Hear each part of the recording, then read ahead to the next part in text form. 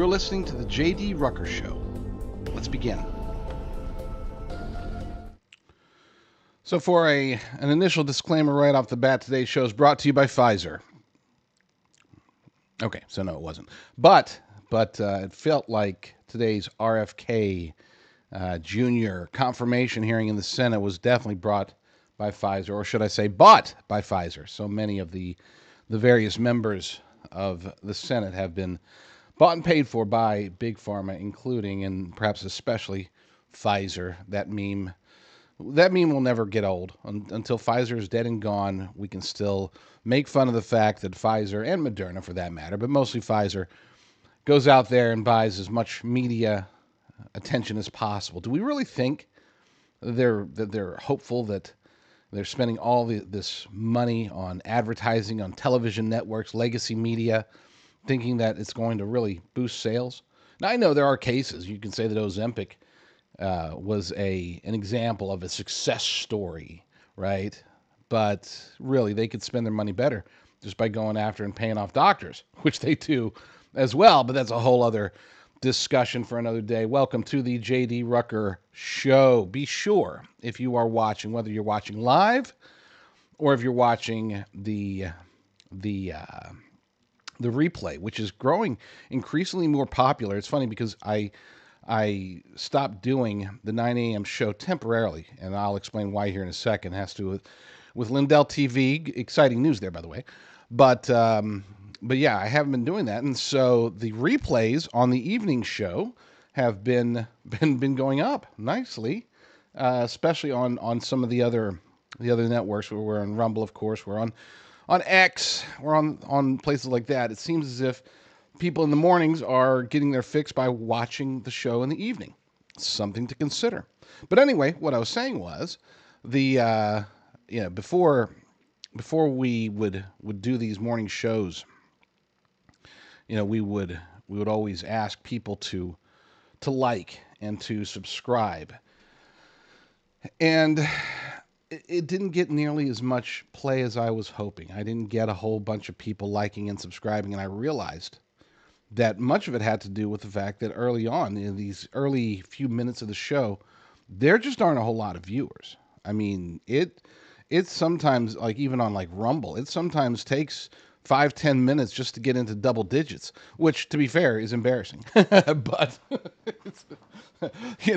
I was there back in the day, way back in the day. We're talking the early days of Rumble, when there wasn't all these big stars, and I was kind of the king of Rumble. Okay, anytime my show would go live, it would go live on Rumble because I was one of the first to get booted off of YouTube, and so I made Rumble my home early on, before all the big shows came on, and my show would always there was a totally different redesign, and at the time, totally original design. At the time, the one video, usually a live video, was going to be at the very top, playing like big full screen, right? You go to rumble.com and that's the first thing you see. You don't get to see, the lines of other videos. You got to see one video, and anytime I would go live, I would be up top.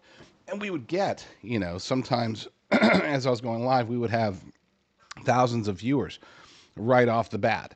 And that number would only grow. It's taken me some, I guess, humility and some perseverance to continue to do this, knowing that it's not continue to do the show, to be clear, but to continue to do the live aspect of it, because it is, I see these shows out there. Some of them are great, fantastic. Others aren't, and I see them getting hundreds, sometimes even thousands of live viewers, and it's like, wow, this sucks. Well, why can't I do that? I used to be able to do that. I did that there was a time way back when, 3-4 years ago, when between shortwave radio, terrestrial radio, podcasts, Rumble, we didn't have X at the time, so that's an addition there. But with all the various places, we would be reaching tens, if not sometimes hundreds of thousands of people with every episode. And so it has been humbling. For those who don't know, I went through a phase where I got sort of back in, I started off in corporate America, got out of that in 2017, started getting into more doing these shows and stuff like this in around 2020. and then and then rose to prominence. And then I took a hiatus, a long break after leaving one particular network, and that it's never been the same. You have to do this constantly. You have to do this every single day in order to reach the people. And I know that now. I appreciate that now, which is why Monday through Friday at 7 p.m. Pacific, 10 p.m. Eastern, I will be going live on this network, and I will also, Lord willing, be doing it sometimes on the weekends. We're trying to get it to where I mean, look, I would do 8 hours a day, 8 days a week if I thought there was a demand. I love doing this. This is what I want to do. I want to be able to talk to people. I want people to be able to talk to me. And I want to be able to do this in a way that is not just informative. I don't want to just be reporting the news. I want to be able to give insight into what's happening, because what I found is that so many, we already know, okay, legacy media, horrible, right? We all get that. But we have a challenge even in conservative media to where it's just repetitive stuff. It's the same stories over and over again, just different people saying the same basic thing. And I don't want to participate in that. I want to be able to talk about things that need to be talked about that aren't getting nearly as much attention. But sometimes you got to go with the news. And so today we're going to go with the news. Boom. I am not going to be playing any highlights from RFK Jr.'s confirmation hearing, which was brought to us by Pfizer. I'm not going to do that because you can always find, there's plenty of clips out there. Great place. We've got like probably a dozen of them over at The Liberty Daily, our Rumble channel over there. We post them, and we were posting them live. I mean, as they were happening, we'd find a great clip. Our girl would go clip it and throw it up there, and then we'd have it up there pretty fast. Some funny stuff. You got Pocahontas out there screaming and crying. Do you promise that you're not going to go into, after you're out of here, you're not going to go work for a drug company? And RFK's like, lady, do you know who I am? You think a drug company's going to pay me to work for them? I don't think so. But they were going off. You had, what's his name? Bernie Sanders. It was the most unfortunate story of the day, because Bernie Sanders, he has a visual of this onesie, okay, a baby's onesie that said something like unvaxxed and unafraid, right? It's just a basic message, and it was cute. It was great. And Bernie's there trying to get, will you promise to get Children's Health Defense to take this down? And he's like, I don't have anything to do with Children's Health Defense anymore. He's like, yeah, but you do. It's like, no, I don't. Didn't matter. They just kept going on about the onesie. The unfortunate part, other than, of course, the idiocy of Bernie Sanders and his cohorts, the unfortunate part is that somebody decided, and I'm very upset about this, they decided to put up a meme of Bernie Sanders in a onesie that said vaxxed and afraid. I'm not going to put it up there because it's one of those things where you really want to unsee it, okay? So I'm not going to put that visual in front of you. I appreciate you all way too much to do that to you. But if you can picture it, Bernie Sanders in a onesie, vaxxed and afraid. It was actually pretty brilliant, but it was also very, very disturbing. Quite disturbing. But back to what I was saying a long time ago. I know it's already been a few minutes, but back to what I was saying in the beginning. I used to tell people in the beginning of the show, make sure to subscribe and smash that like button. And that's when I realized, oh my gosh, I'm saying it in the very beginning of the show. Number one, people haven't heard. They don't know whether they're going to like what I got to say.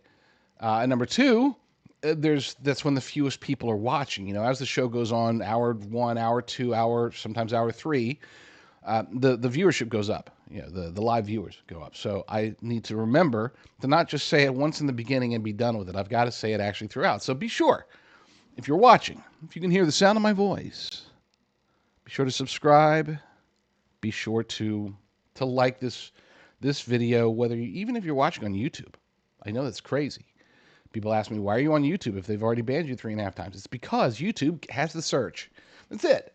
Okay? I mean, I hate to say it, but that is the entire purpose for me of having a YouTube channel is that when people do a search for certain topics or for me, they can find it on YouTube. They won't find it.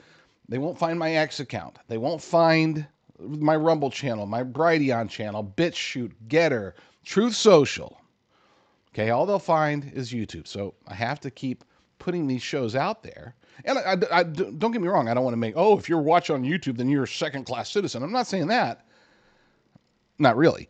But I am saying that if Google and Bing and all the other search engines and eventually the AI agents, which we'll be talking about here in a minute, if they did allow, for example, my Rumble channel or my X account, if they allowed those in search, then I wouldn't mess with YouTube at all. Not for any other reason. I do my show the way I do my show. I don't take into account that that YouTube doesn't like certain topics.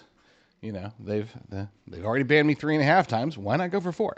And people ask, what's the halftime? It's, you get I think you get 3 strikes in a certain period of time. So technically I'm at 1 strike. So I'm not quite at a half. I've been banned 3 1/3 times. And I think I was actually banned a 4th time, just different channel that I didn't really do anything with. So great show today coming up. Big show.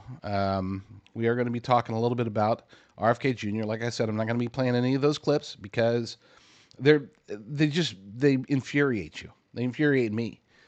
Watching these corrupt idiots in the Senate, mostly Democrats, but there are some Republicans that are against RFK Jr. And it just makes me sick seeing their duplicity, seeing how if RFK Jr. was a Democrat, he was a Democrat, but if he was still a Democrat, and if he had been assigned this role by a, I don't want to put a bad thought in your head, but by a President Kamala Harris, well, they would love him.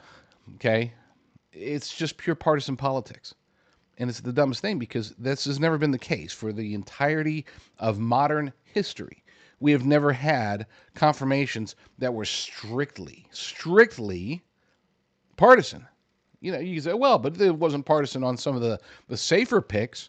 Well, I would argue that some of the people, not all of them, but some of the people that kind of get pushed through and they end up getting 60, 70 votes in this atmosphere, in the past, that would be normal. Okay. Many of Biden's picks got 60, 70 votes.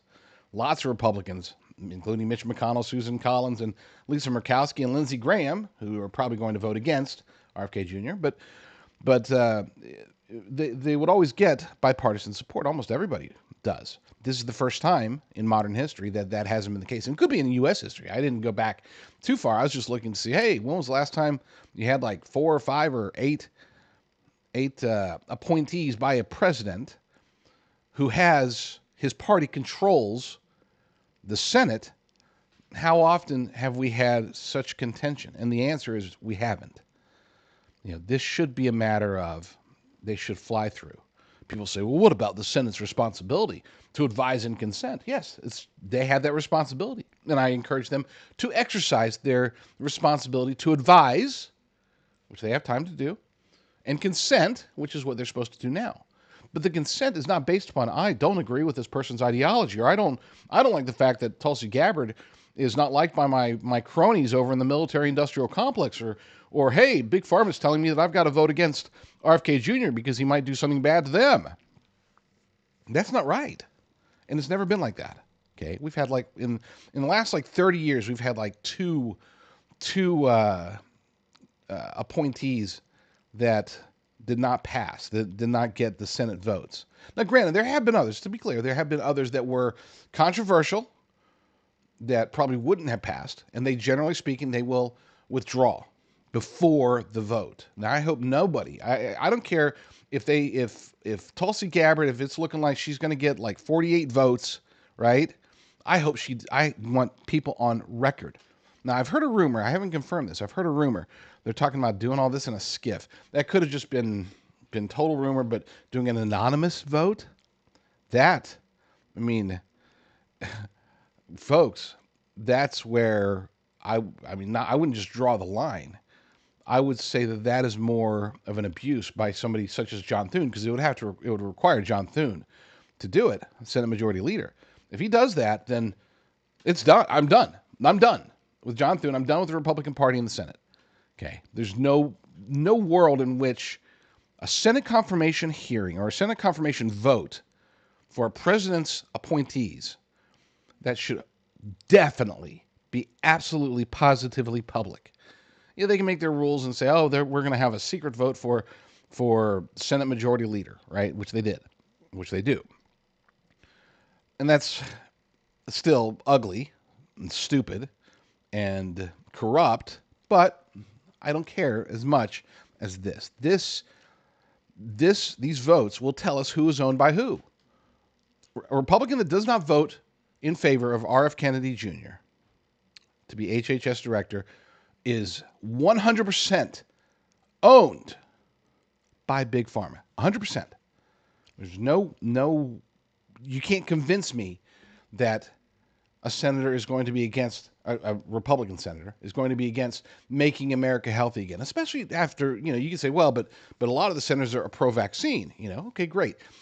RFK Jr., if you didn't watch it, said over and over and over again, I am not anti-vax. I am not anti-vax. I want people to have information. I want people to have choice. My kids are vaccinated. I'm vaccinated. I'm not anti-vax. I'm not anti-vax. And as soon as he would be done saying this, and so you'd have these idiotic senators, mostly Democrats, saying, so you're saying that you're anti-vax? It's like, no, I'm saying I'm not anti-vax. I am in favor of vaccines. And then the senator will be like, you're lying! Roar, roar. It was ugly. And it is. These are for shows. These confirmation hearings, for the most part, in the committees, they're for show. They're to demonstrate, hey, I did my best. Keep the money coming. Military-industrial complex, big pharma, big food, big whoever. Keep paying me. I tried. I did my best. I asked the tough questions. I exposed them. I did my job. Keep the money coming. That's what these confirmations are for. That they were supposed to be for true tough questions to be asked. Tough questions about a person's history, for example. Tough questions about a person's, not necessarily their policy stances, but their philosophies regarding certain aspects that would affect their job. Those are valid questions. And if they say, no, for example, if RFK Jr. says, no, I'm not going to try to outlaw vaccines, their job as senator, unless they have evidence otherwise, their job as a senator is to say, okay, fine. I am compelled to believe you, and I'm skeptical, but I will take you at your word, since you are the duly appointed nominee for this position by the President of the United States. I will consent. And they can even say, look, I'm going to be watching you. I'm going to vote for you. I'm going to vote for confirmation. But if you get out of line, then we will vote to impeach you. Or what? I don't care. Make your threats. But why does it have to be such a joke? It has become such a joke. And it's an insult to the American people. Let's play, let's see. let's get this one out of the way. Where'd it go? Here she is. Pocahontas herself saying something. And what she's saying here, she's saying it as a negative, or she thinks she's saying it as a negative. But I'll admit, nothing she said here, nothing would make me not want to vote for RFK Jr. His answers are he intends to continue to make money off his anti-vax position. Look, he says he won't go to work for drug companies because the American people have a right to know that the decisions made while he is Secretary of HHS are only for the good of the American people.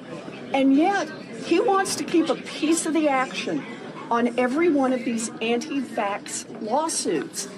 And what that means potentially is as Secretary of HHS. He can make those lawsuits a whole lot more profitable. In fact, he may have the opportunity to bankrupt the vaccine manufacturers, and then nobody gets vaccine. Are you worried that he's in the position to serve his own interests? That is the problem. He has said he will protect his right to make money off the position of Secretary of HHS. That means that every decision he makes could be for the American people or could be just to benefit RFK Jr. Do you think any of the points you're making are resonating with your Republican colleagues? Can I get your name? Brennan, NBC. We're going to be changing subjects here real quick because I just had a note passed to me. We're going to go live over here. Apparently, a passenger jet hit a Black Hawk helicopter over D.C.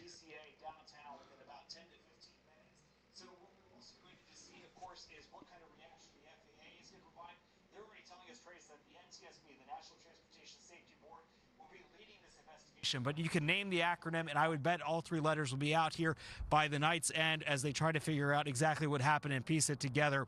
What we have also seen out here when we were coming to the airport, Trace, I live in the city itself. I was basically Ubering trying to get out here. I could see emergency vehicles from Union Station all the way down in the tunnels coming in, so an indication that it was going to be an all hands on deck, as you can imagine, with the search and rescue underway. Some of the local media is reporting that they've been able to pull some survivors out of the water. We haven't, as far as I know, been able to confirm that. And again, from our vantage point here, we are still waiting to see how close the emergency traffic is going to be able to get. But we're seeing these helicopters going overhead, circling every few seconds, an indication that they're looking for anything in the water that may be the sign of somebody related to this crash, whether it's from the helicopter, the Sikorsky, or the CRJ-7, as you were just talking about. I've also been told from congressional sources that they have some of the Kansas lawmakers on their way out here. They want to know what's happening firsthand, not only for their constituents' sake, but they'll oversee the NTSB and the FAA through their various committees. D.C., as Sean Hannity was talking about, is such a company town because so many people fly in and out of here. The White House already very much aware of what's going on. Vice President Vance already talking, Trace, about offering prayers and support out of this airport. You can imagine, as you and your guest talked about, this airport is in demand because it is so close to city center. You can get from DCA downtown within about 10 to 15 minutes. So what we will also be waiting to see, of course, is what kind of reaction the FAA is going to provide. They're already telling us, Trace, that the NTSB, the National Transportation Safety Board, will be leading this investigation. But you can name the acronym, and I would bet all three letters will be out here by the night's end as they try to figure out exactly what happened and piece it together. What we have also seen out here when we were coming to the airport, Trace, I live in the city itself. I was basically Ubering trying to get out here. I could see emergency vehicles from Union Station all the way down in the tunnels coming in, so an indication that it was going to be an all hands on deck, as you can imagine, with the search and rescue underway. Some of the local media is reporting that they've been able to pull some survivors out of the water. We haven't, as far as I know, been able to confirm that. And again, from our vantage point here, we are still waiting to see how close the emergency traffic is going to be able to get. But we're seeing these helicopters going overhead, circling every few seconds, an indication that they're looking for anything in the water that may be the sign of somebody related to this crash, whether it's from the helicopter, the Sikorsky, or the CRJ-7, as you were just talking about. I've also been told from congressional sources that they have some of the Kansas lawmakers on their way out here. They want to know what's happening firsthand, not only for their constituents' sake, but they'll oversee the NTSB and the FAA through their various committees. D.C., as Sean Hannity was talking about, is such a company town because so many people fly in and out of here. The White House already very much aware of what's going on. Vice President Vance already talking, Trace, about offering prayers and support for the victims here. But at this point, still the search and rescue effort underway as we try to piece together, like everybody, what's going on. And Trace, because there are so many cameras out here at Reagan Airport, it's a beautiful airport to view because you can see all the planes coming in. So you often see a lot of people that have webcams set up. A lot of the local media use it for their weather reports, so you can see out into the airport. So it would not surprise me that we would see multiple videos of this crash coming in. Okay, I'm gonna put that. I'll be back to that. That he's just talking about something weird. I just want to make sure everybody can hear this. Hear this properly. There's no echo or anything like that. Sort of trying to produce it on the fly here. So please comment if you would, if you're hearing the report. I'm gonna go back to it. So it looks like a lot of traffic was happening at the same time right before this crash happened, a few minutes before 9 p.m. or roughly about an hour and a half ago. Trace? Yeah, Mark Meredith, stand by if you will. We'll get back to you as the news warrants. What Mark is describing there is exactly what we are seeing here, which is this all hands on deck rescue effort. They're putting boats into the water. They are now putting dive teams in the water. And there are reports, as Mark was saying, some of the affiliates there, that there's a potential, a possibility that some survivors, maybe one, maybe more, have been.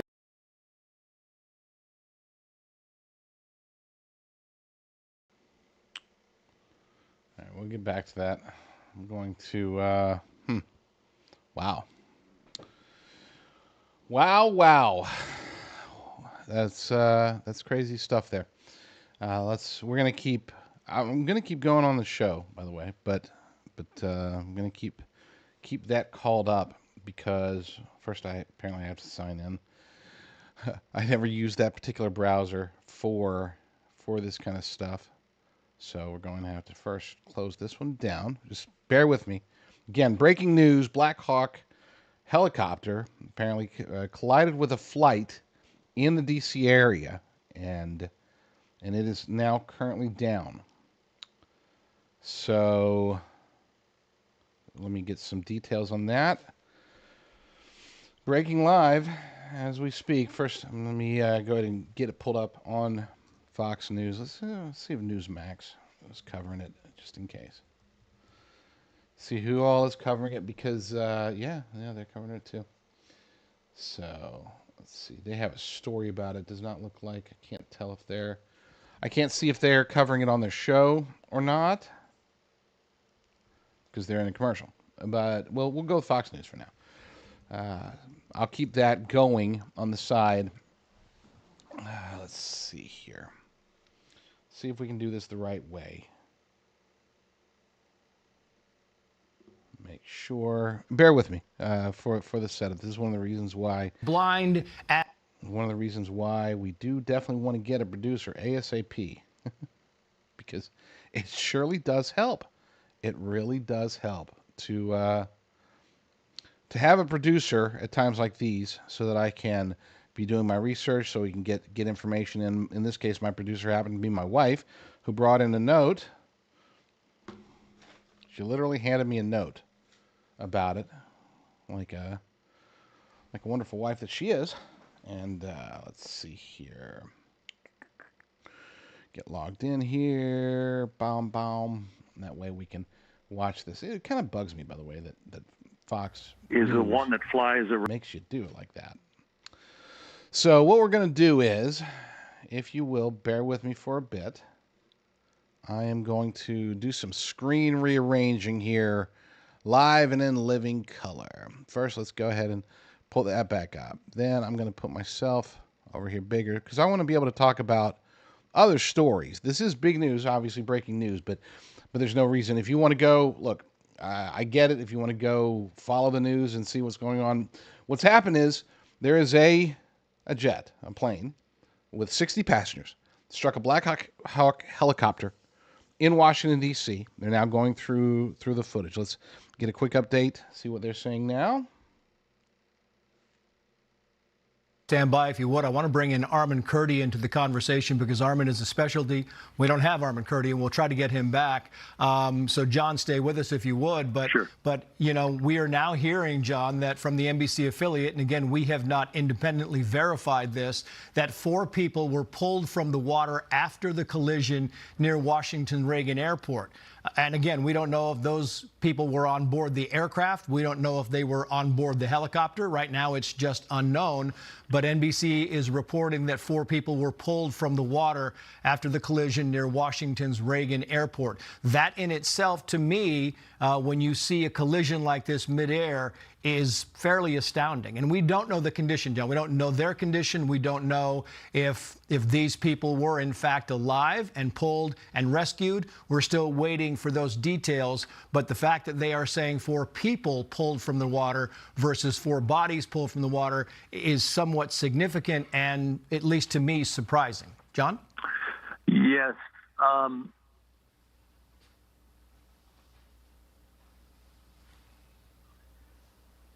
Okay, we just lost. All right.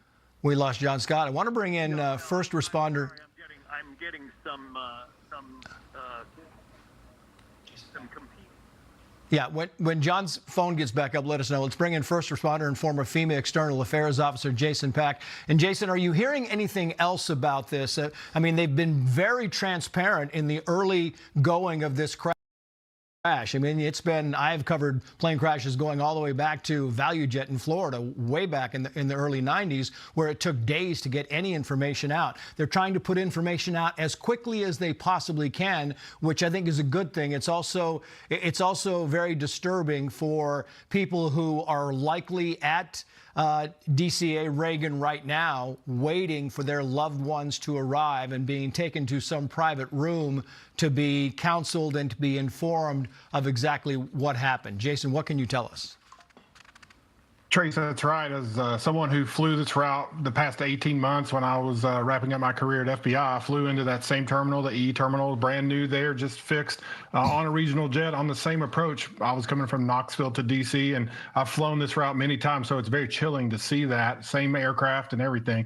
The good news is there's time. The time is of the essence now, and the good news is 32 years ago or 33 when we had the Florida air crash, we didn't have as good of technology. The first responders had limited equipment. Now we have these sonar scanners. We have the FLIR and all these advanced technologies that the rescuers, you saw the Fairfax County rescue boats, you saw DC Fire, you saw Arlington. All these departments have the water rescue capabilities. The U.S. Coast Guard also having capabilities out there. So they have these advanced technologies, and they're going to give anybody who could survive the best chance at it out there with all the technology and all the manpower they have out there right now. You see in times like this, these incidents, they'll set up incident command to kind of control the chaos with this. They train for these types of things. Never do they want to or have to, but emergency services are ready and they practice these things, and they practice this interagency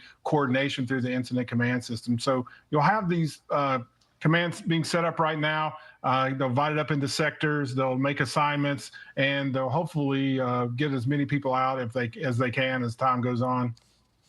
Yeah, that's exactly right. Jason, stand by if you would. Tracy, do we have John Scott back on the phone with us? We do not. But do we have Armin Kurdian back on the phone? Okay, so let's bring in Kyle Bailey, who's an aviation expert. I want to read this to you, Kyle, because we just got this from the Associated Press, and it says, quoting here, in audio from the air traffic control tower around the time of the crash, a controller is heard asking the helicopter, quoting here, Pat 25, do you have the CRJ in sight? In reference, of course, to the passenger aircraft. Tower, did you see that? Another pilot is heard calling seconds after the apparent collision. The tower immediately began diverting other aircraft from Reagan. So it appears there was some concern going in as to whether the Black Hawk helicopter had seen or could see this plane that was clearly on final approach. Kyle. That is correct, Trace. Good evening. Those helicopters are operating at very low altitudes. And, as you were discussing earlier with the PSA Airlines descending, it's very difficult to see if that's directly below you. The aircraft doesn't have windows on the bottom, obviously. So it's in kind of a scenario, and then there's water down there also. So a lot of times it's very difficult with the city lights. You're in a very, for lack of a better term, an urban area with city lights, rivers. It's often very hard to distinguish navigation lights and strobe lights on something that's over water or around vicinity of a lot of other lights. So it looks like the helicopter probably was operating on what is known as Helicopter Route 1 for Washington National. And typically the military pretty much operates with, extreme precision, at low altitude. They're doing this all the time.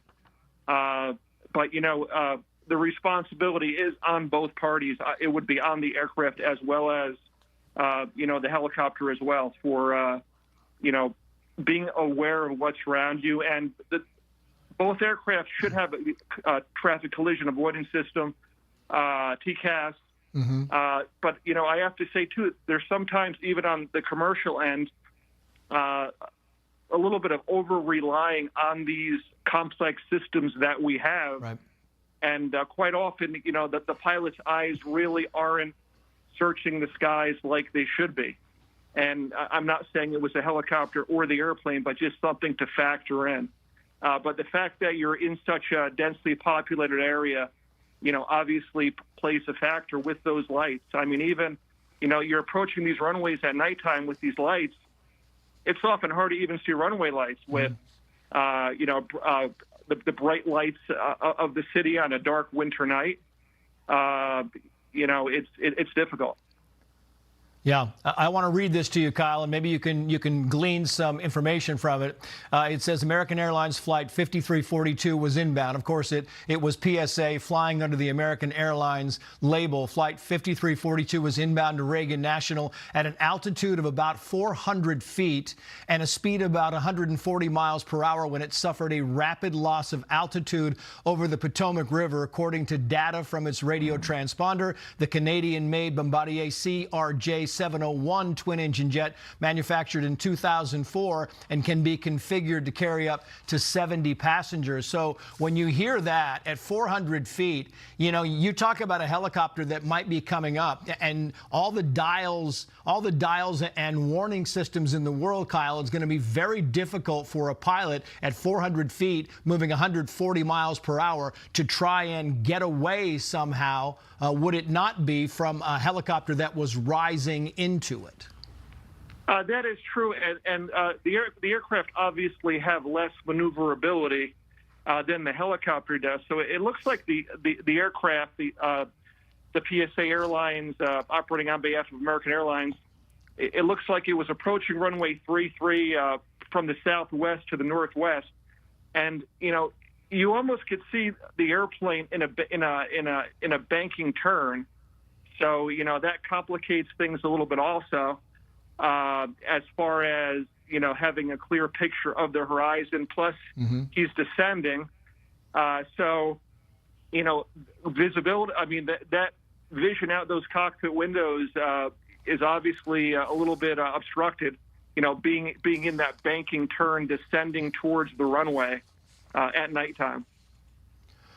Yeah, and if you put these two together, it kind of paints a different picture. We now have the video, Kyle. We have seen that. You can see the explosion. Really hard to tell where exactly the helicopter hit, if it was coming from the side, if it was coming from below. Really hard to tell because we just don't have that. But if you put these together and you have the audio from the air traffic control tower around the time of the crash that is asking the helicopter, do you have the CRJ in sight? Concern right there. And then you have the other thing where the American Airlines Flight 5342 inbound, altitude 400 feet, speed of about 140 miles per hour. So they're clearly concerned from the tower about whether or not this plane has the helicopter in sight, and vice versa. Or take that back. The helicopter has the plane in sight, and it's unclear if the plane was contacted, or if they had time to contact the plane and say, watch out below or watch out from the side, Kyle.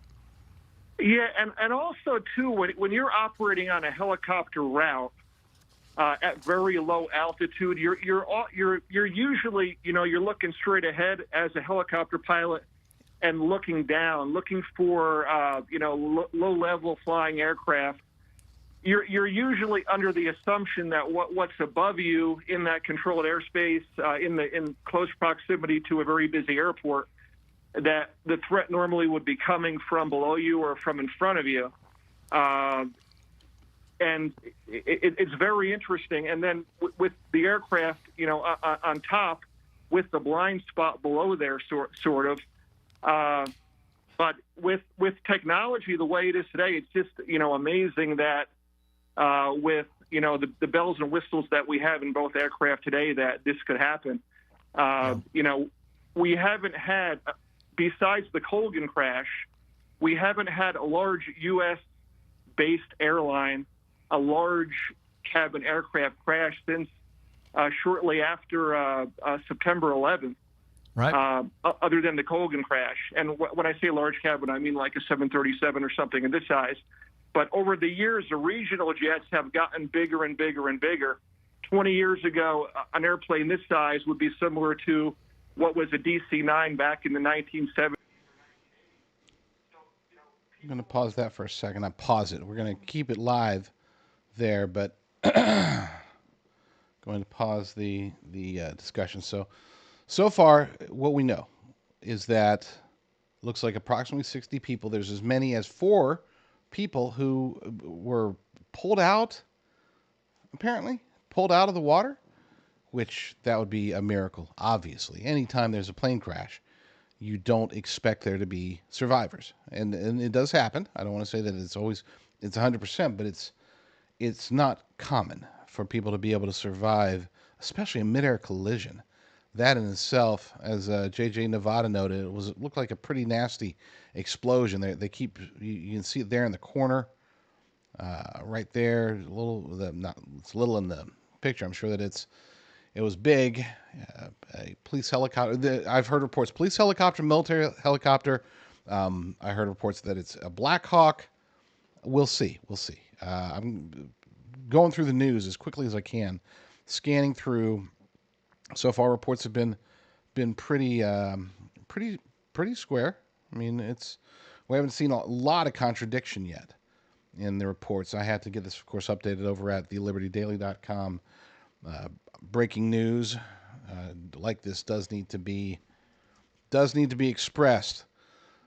Let me go ahead and looks like they're just on loop there right now, and we will get back. By the way, we will get back to the live broadcast from Fox News just to check in to see if they have any additional information. But for right now, I want to go ahead and see what we can read about, because it's, again, this is breaking news.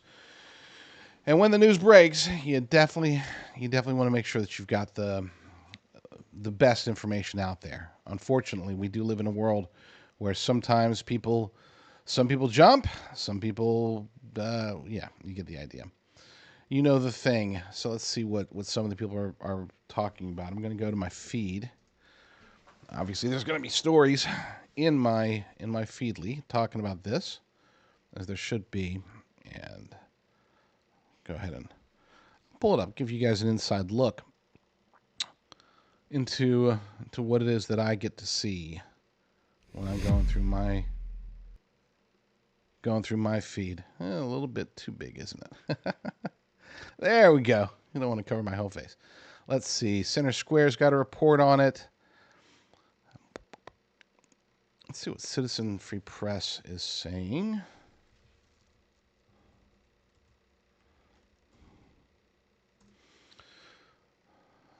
They've got let's see where they're pulling the live feed from. They're also pulling, that's a local YouTube. Let's go ahead and play that. To find out what the circumstances are. They don't know if there's casualties or what's happening, but of course it's upsetting. Absolutely. And what flight are you waiting for, or did you just land? What's your situation here? I'm here early. I'm going to Midway Airport tomorrow, Chicago, for Okay. I'm leaving very, very early.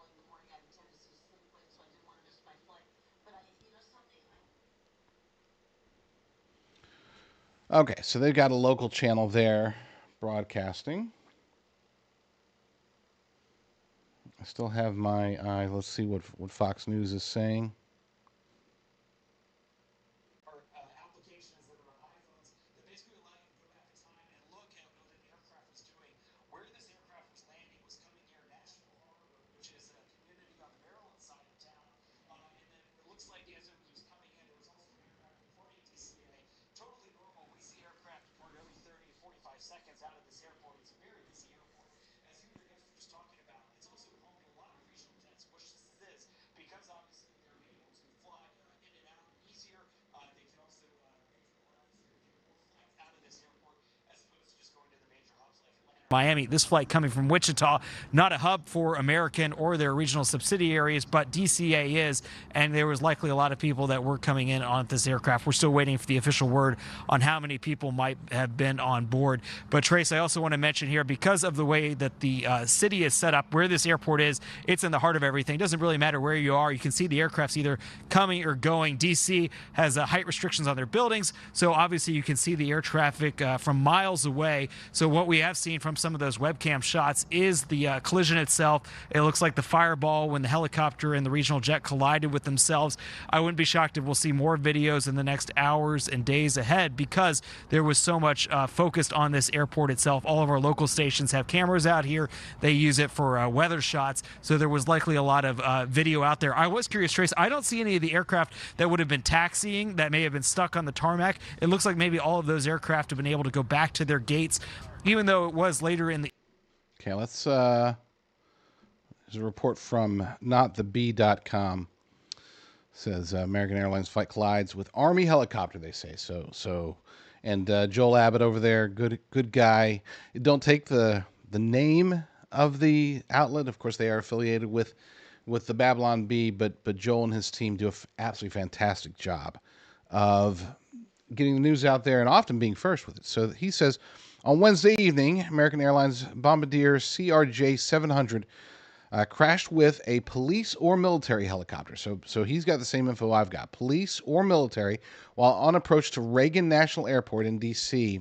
From Wichita, Kansas. Let's see. We've already played that video. More information on the flight. So it is American Airlines 5342. American Airlines 5342 from Wichita to D.C. At this time, a death toll has not been announced, but one Fox News source said as many as 60 could be dead. That comes from Colin Rugg over at trendingpolitics.com. He said it was a Black Hawk. I've heard reports that it was a Black Hawk, or it might not have been. Army has reportedly confirmed the chopper was theirs. Okay, so now it isn't it was an Army Black Hawk that was involved in the midair crash, according to Jennifer Griffin from Fox News. Let's see. Collided with American Airlines flight out of Wichita. Statement from American Airlines. We're aware of reports that American Eagle Flight 5342, operated by PSA, with service from Wichita to Washington Reagan National Airport, has been involved in an incident. We'll be providing information as soon as it is available. Let's see if they've given an update yet, or if that is the latest. Yeah, that was 47 minutes ago, and nothing new to report since then. White House press secretary confirmed that President Trump has been briefed on the situation. No need to play that. We'll update you as more information releases. Until then, please pray. Yes, definitely, please pray, especially considering there are reports that there might be survivors. There were 3 soldiers on board the crashed Black Hawk helicopter as well. See a big presence. Let's go back to this.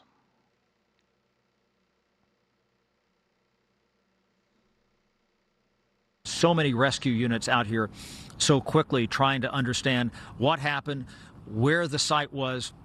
We were hearing some of the radio transmissions where it sounded like there were 2 sites. At one point, they talked about how they thought they had very quickly, and this is something I'd heard, they had 60 souls. That's the language that they use, 60 souls in the water. And every so often here, looking off to the left, you will see some of these helicopters, these search and rescue helicopters, come across with these big searchlights, and they reflect off the water. They immediately called for, every fireboat, every sort of waterborne rescue unit that was in the region. Alexandria, Fairfax County, Virginia, going over to the Maryland side. You're right there as well. They suspended the flights here at Washington, D.C. In fact, our senior congressional producer, Kelly Ferris, she was supposed to fly back in here in just a few minutes. She was down at the House Republican retreat. They were having a bunch of meetings there with House Speaker Mike Johnson, and her flight was diverted to one of the other 2 airports here in the Washington area, Baltimore Washington Airport, which is, pretty far to the north.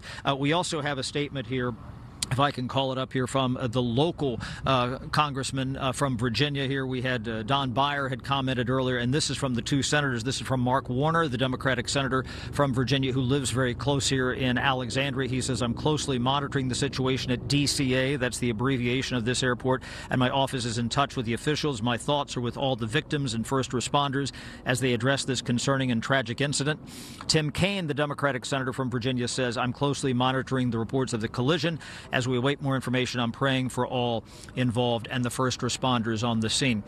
The other thing, this has been mentioned several times. It was the middle of January 1982 when the Air Florida plane crashed just short of the 14th Street Bridge.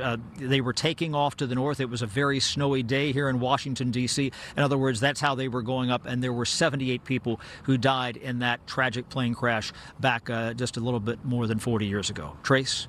Chad Pergam, we'll get back to you in moments. Chad, stand by if you would. We should note here that the military is now confirming there were 3 soldiers on board the Black Hawk helicopter. We do not know, by the way, their condition. We don't know if they survived. And when Chad talks about the airplane having 60 people on board, when he says 60 souls, it's an aviation term. It has nothing to do with whether they are alive or dead. It is simply an aviation term that says 60 souls on board. I want to bring in John Scott again. He is the host of the Fox Report, and he's also a licensed pilot. And John, you've been listening to some of the air traffic control recordings. What are you hearing?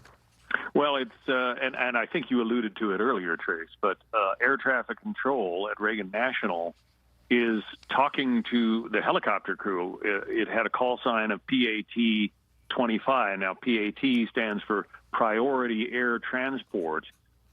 Fort Belvoir there, where this helicopter was apparently based or flying out of, handles the, as I said in an earlier report, handles the Secretary of Defense flights, handles the Secretary of the Army flights on choppers. So it was a, an Army PAT 25 was the call sign, and the tower is asking him if he sees the regional jet, and tells the pilot of the chopper to go behind the regional jet. And almost as soon as that instruction left his lips, you see the collision. It appears to me, from looking at the flight radar track, that the jet was lined up with runway 33 on final approach, and from the pilot's perspective of that American Airlines jet, everything was probably normal. Mm-hmm. And then you have this terrible accident involving the Army helicopter. Now, I'm not trying to assign blame, but I am saying that the tower was asking the helicopter if he could see the jet, and instructing the helicopter to pass behind the jet, and that didn't happen. And John, just for clarity here, we can see in the video, we can see a plane take off. So we know that one was taking off, and the runway apparently was clear at that time. We know that that the flight 5342 had been cleared to land at 400 feet. And so I think you make a good point. The point being that this plane was cleared to land, the runway appeared to be clear, and this pilot likely thought everything was good to go. Yeah, you would think so. They, especially on a runway like Reagan, which is so busy, it's quite common to send an outbound flight, get them taking off on runway 33 when there's a flight coming in just a couple of miles behind them. And when you're talking jet speeds, when they're landing at 180 miles an hour or something, that's not a great amount of distance. But you do see that jet take off on what appears to be runway 33 as this American flight is lined up to come in behind them. And then there's this terrible, terrible accident. Yeah. It really is. John Scott, stand by. You've been invaluable. If you can, we appreciate that. I want to point something out. You can see the timestamp is 10:53 Eastern time right now in the top right-hand part of your screen. This crash happened at 9:00 p.m., so an hour and 54 minutes ago. It's notable that the water temperature, we're hearing reports, is about 37 degrees. And while I've got Dr. Houman Hamadi here, I think it's a good time to very quickly ask him, Doctor, 37 degrees, and there's talk they pulled four people out of the water. We're not hearing bodies, we're hearing pulled 4 people out of the water. That was the better part of an hour ago. There has got to be a limit on how long, even if you survive the initial crash, how long you can survive in that water. Yeah, Trace, good point about this. Is first of all very tragic. 15 to 20 minutes is generally when hypothermia is expected to set in at that sort of temperature, 37 degrees.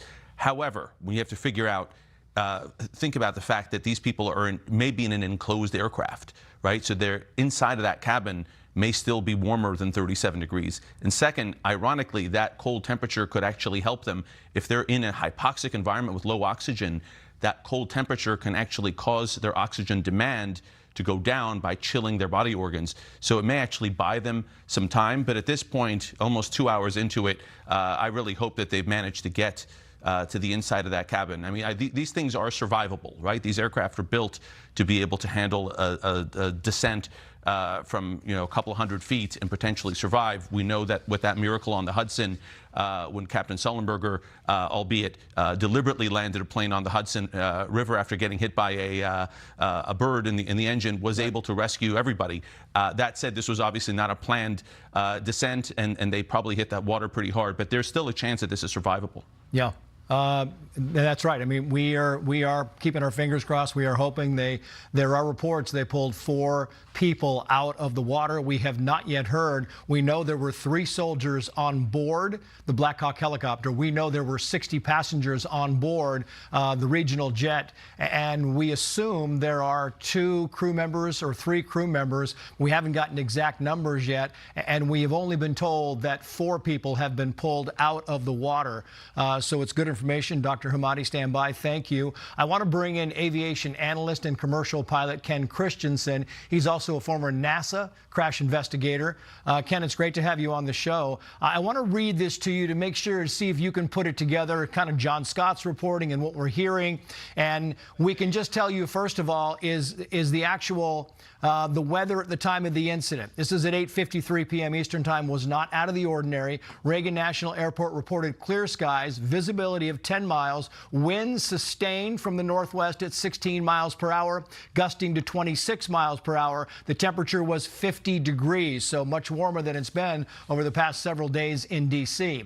The audio traffic, the air traffic controller around the time of the crash, a controller is heard asking the helicopter, he says PAT, meaning Priority Air Transport 25, do you have the CRJ in sight? Clearly referencing the passenger aircraft. And then lastly, we should point out that they're telling us that 5342, the American Airlines flight number inbound to Reagan, it was at 400 feet, a speed of about 140 miles per hour when it suffered a rapid loss of altitude over the Potomac. That is according to data from its radio transponder. As you hear that and you look at the video, tell me what you think about this.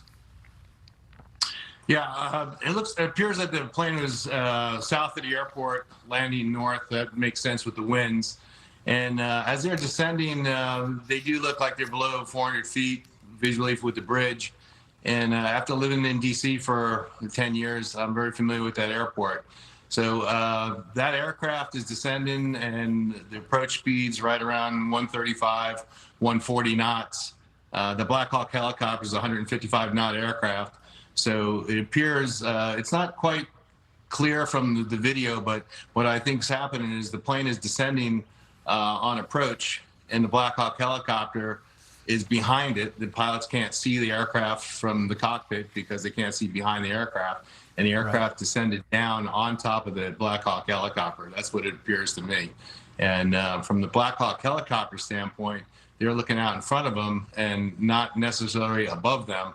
And so this just one aircraft fell down on the other, or descended down and hit the top of the helicopter. That's what it looks like to me.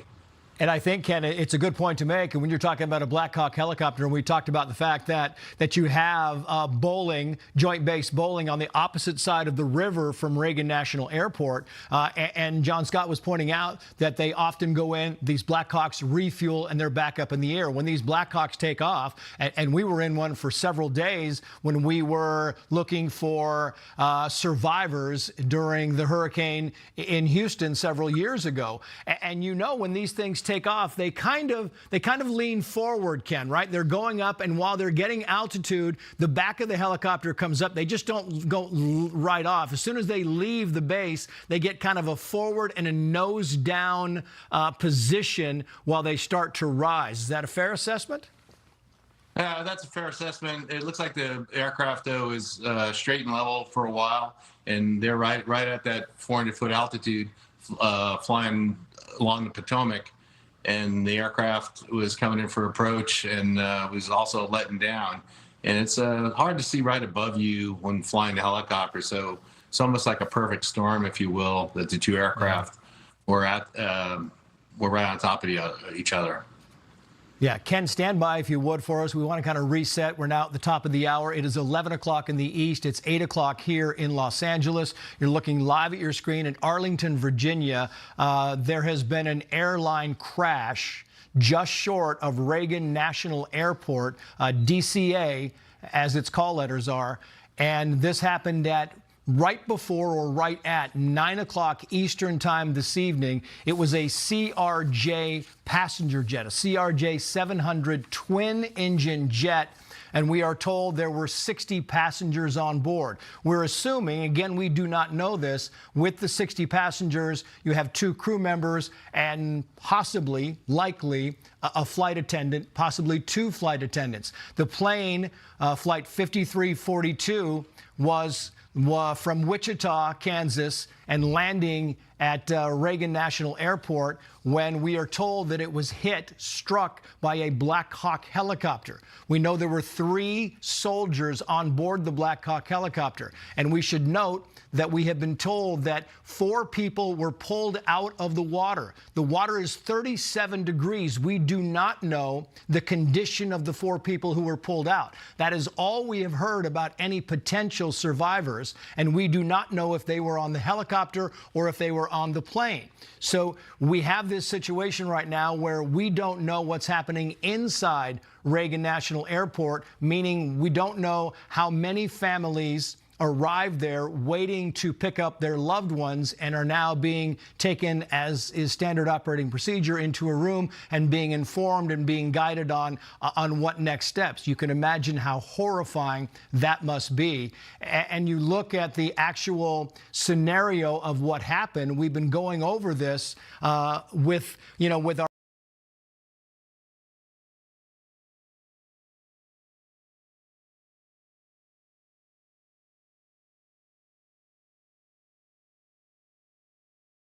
And you can't hear me, can you? There we go. We're going to continue to monitor that story, obviously.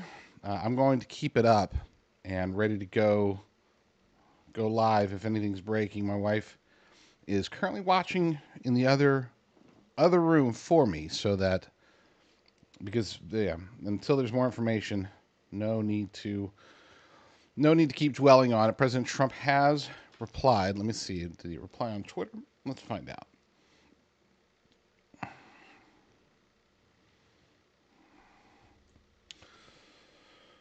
Let's go to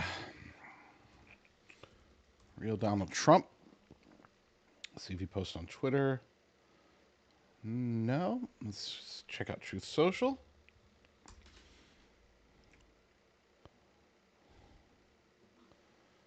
See what he says on Truth Social. Nothing there, but there was a report that he replied. Must have put out a statement via traditional methods. Interesting. Let's see. I'm going to go ahead and pull up an X feed just so that we can keep on track or keep on top of this. And again, so what we know is American Airlines flight out of Wichita on approach to Reagan airport in D.C. collided with with 60 people on board, approximately 60 people, collided with an Army Black Hawk helicopter that was also obviously in the area. The collision both ended up in the Potomac River. It's in 30 degrees there, 30-something degrees, just above freezing there, so not good. But there are some reports that as many as 4 people have been pulled out. Four people, not bodies, 4 people. So it is possible that there are survivors. And at that lower altitude, they said it was around 400 feet. At that lower altitude, it is definitely possible. You know, I said earlier, sounding like a Debbie Downer naysayer, that, you know, generally speaking, when you have midair collisions, you don't have survivors. But that's not necessarily true. You can have survivors, and God can intervene and make anybody survive literally anything. So he had people walking around in a furnace, people protecting Daniel in the book of Daniel. So we know that positive things can happen. CNN is, of course, trying to blame Trump for somehow. That's ludicrous. Let's see what else we got here. Same statements. Pete Hegseth has chimed in, calling for prayers. He just posted what the FAA had posted, which we already read, but I'll just go and throw it up here or tell you what they say. A PSA Airlines Bombardier CRJ-700 regional jet collided in midair with a Sikorsky H-60 helicopter while on approach to runway 33 at Reagan Washington National Airport around 9 p.m. local time. PSA was operating as Flight 5342 for American Airlines. It departed from Wichita, Kansas. The FAA and NTSB will investigate. The NTSB will lead the investigation. We will provide updates as more information comes. That's from the FAA. And that was their latest update 57 minutes ago. Let's see. Ooh, air traffic control audio. Let's play this real quick.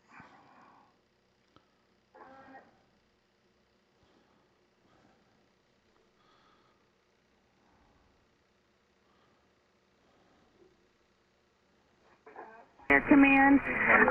The accident happened in the river.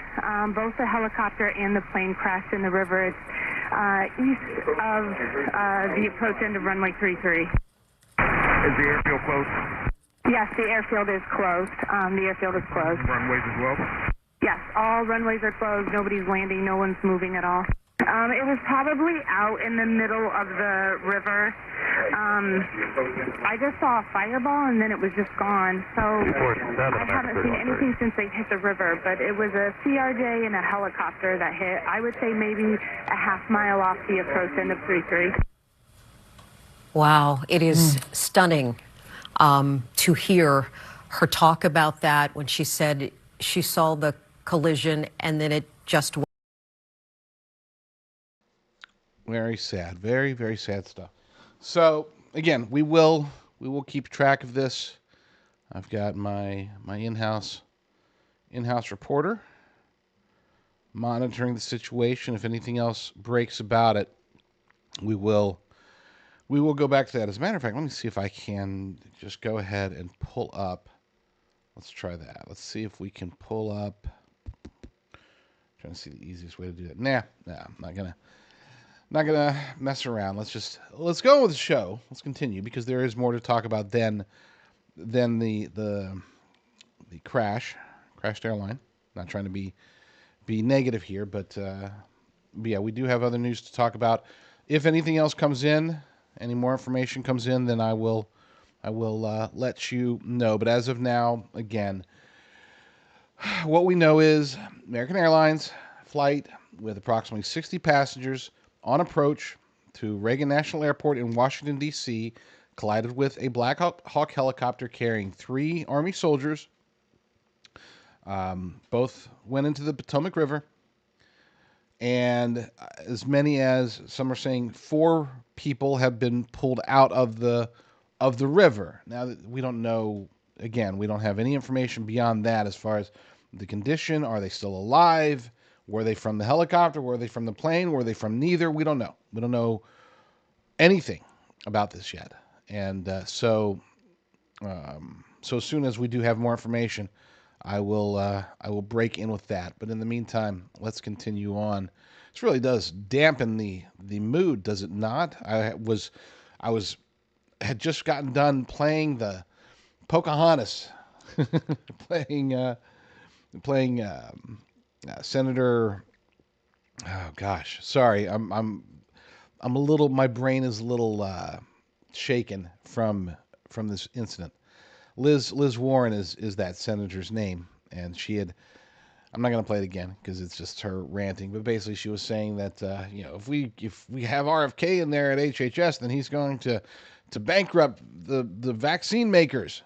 And like I was saying, that to me doesn't necessarily sound like a bad thing. No, today's show is not brought to you by Pfizer.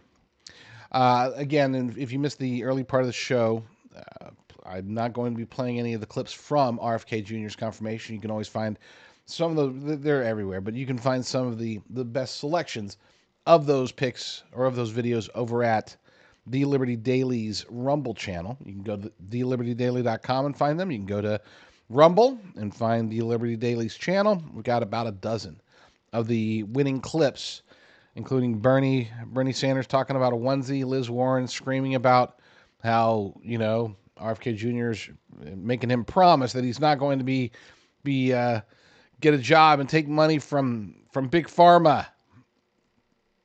Okay, if that's what she thinks he's going to do. She clearly doesn't know him. We had a lot of that stuff going on. But I will play one more quick video from the event. It was actually outside of the event, just because it caught my attention, and I kept thinking to myself, something doesn't quite fit. Let's see if it catches your attention as well. Vaccines save lives! Bobby's lives kill! Vaccines save lives! I would play it again because it's a short clip, but I can't. I can't do it. Can't do it. She screams, "Vaccines save lives!" If you couldn't hear her, maybe you couldn't make out what she was saying because she was wearing a mask. Yeah, it reminds me of if you've ever seen the interrogation scene in when Colonel Jessup's on the stand in A Few Good Men, and Tom Cruise is like, you if his life wasn't in danger, why do you have to be transferred off the base? Why the two orders? Well, it's just like she said, vaccines save lives, so why does she have to wear a mask? At a time when there's no need to wear a mask, unless she's sick or she believes other people are sick with something other than COVID, because they've already acknowledged that the masks didn't work with COVID. Keep refreshing my feed just in case. I just got to know. I got to know if anything else is happening with this flight. Any more information with the military helicopter, the Army helicopter, being colliding with an American Airlines flight. According to my feeds, nothing new is coming out there. So again, we will continue to monitor this. We'll call her my boss, my assistant. We'll call her my living room producer, who I'm married to for a long time. She is monitoring the situation, and she will get back to us if there's anything that breaks. I'm going to play a story, just as a quick programming note. I teased this earlier, and if I don't say it now, then I'll probably forget to say it later. But we had, my morning show, which has normally come on at 9 a.m. Pacific. People have noticed that I haven't played it the last few days. And the reason being is that this is a show that I do for Frank Speech, okay, for Lindell TV, as it is now called. Things are changing over there. Mike Lindell is taking full control over Lindell TV, which he hasn't had full control for a long time. Taking full control over Lindell TV. He's bringing over some of his favorite hosts, Okay, he's got Rudy Giuliani. He's got Emerald Robinson. He's got me. He's got some, and so that's going to relaunch next week. In the meantime, I haven't had a reason to do the morning show because what I do is it's a 56-minute show. So I do my 56 minutes. It's pre-recorded, and then I send it over to Lindell TV, and I play it on my Rumble channel at 9 a.m. Well, I haven't had a need to do that, so I haven't been doing the morning show, but I still do the clips. So throughout the day, night, evening, morning, whatever, all day, when a story comes in, I don't want to do a story about it. I keep my suit on all day and I record it, and then that goes on the morning show, the Frank Speech show, the Lindell TV show, sorry. And then some of them I will play during my show. Well, I'm going to have to play all of them tonight, or at least two of them. We'll play two of them. The others I can save, but I'm going to play two of them tonight because otherwise they don't get to be seen. This one actually got like 10,000 views on my YouTube channel of all places. And you'll see why. This is Tiffany Henyard. Those who don't know who Tiffany Henyard is, she is the worst mayor in America. And there was a brawl at her. She's also the supervisor of a township there. I don't know how she got all that. But there was a brawl over her boyfriend. So we'll see. Watch this. Brawl at township board meeting of Democrat Tiffany Henyard, who is America's worst mayor. And yes, we do have video footage from the actual brawl itself at this township board meeting. Tiffany Henyard, for those who don't know, she is America's worst mayor. She is so bad, this Democrat is so bad, that even failed former Chicago mayor Lori Lightfoot was assigned to investigate Henyard, and even she came to the conclusion that Henyard had misappropriated funds and maybe got her hair done a few too many times on her constituents' dollar. We have this article over at thelibertydaily.com. Look at that image. That's just a perfect image of Tiffany Henyard. According to the article, a chaotic scene unfolded at a Thornton Township board meeting in South Holland, Illinois, ending in a physical altercation Tuesday evening. The incident began after a public commenter insulted Supervisor Tiffany Henyard, prompting her and her associates to react aggressively. According to the reports, the confrontation started when a community activist known for criticizing Henyard publicly called her a derogatory name. This led to Henyard pushing her table aside and rushing to the back of the room where she joined the fray. Police were already present and had to intervene to restore order. This brawl occurred amidst a backdrop of significant scrutiny on Henyard. She serves not only as the Thornton Township supervisor, but also as the mayor of Dolton, Illinois. Recently, former Chicago Mayor Lori Lightfoot presented findings from an investigation into Henyard's management or mismanagement of funds. Additionally, a judicial decision has barred Henyard from appearing on the ballot for the upcoming Thornton Township Supervisor election. She was actually going to run for re-election. This lady is so delusional that despite the fact that her constituents hate her, she was still going to run for re-election. Again, she serves two roles: supervisor of Thornton Township and mayor of Dolton. The meeting, it gets much better. The meeting was held to discuss the suspension of Woods, who is Henyard's boyfriend, from his township position, which escalated tensions. The altercation was captured on video, which has quickly spread. Let's go ahead and play that video.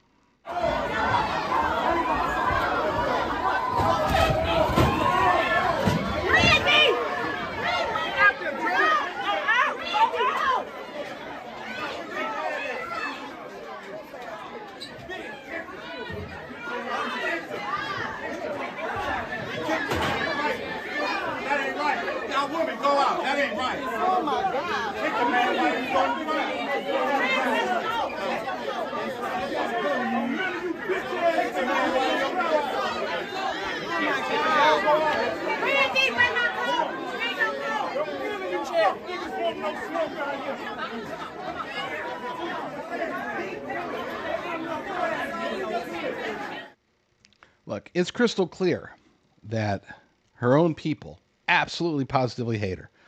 Her constituents, the people that voted her into office, into two offices, they don't want her there anymore. They don't want her boyfriend there. They don't want anything to do with her. They want her out, and they've wanted her out for a long time. I've been covering her story for now over a year, and it just keeps getting worse and worse and worse. But from her perspective, it's probably getting better.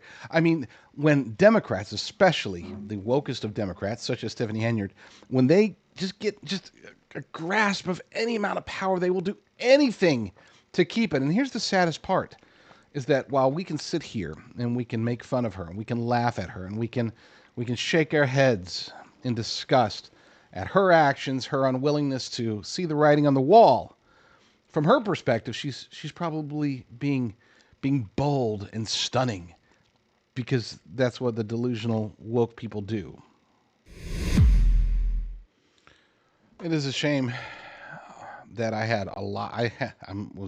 While that was playing, I was looking at the list. I've got a lot of stories to cover today, and I seriously don't think we're going to be able to get to them.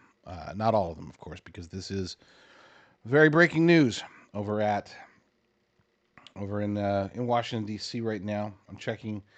President Trump has responded, by the way, so let's get his response to the crash, and not just his, but other people have responded as well. Pull it up.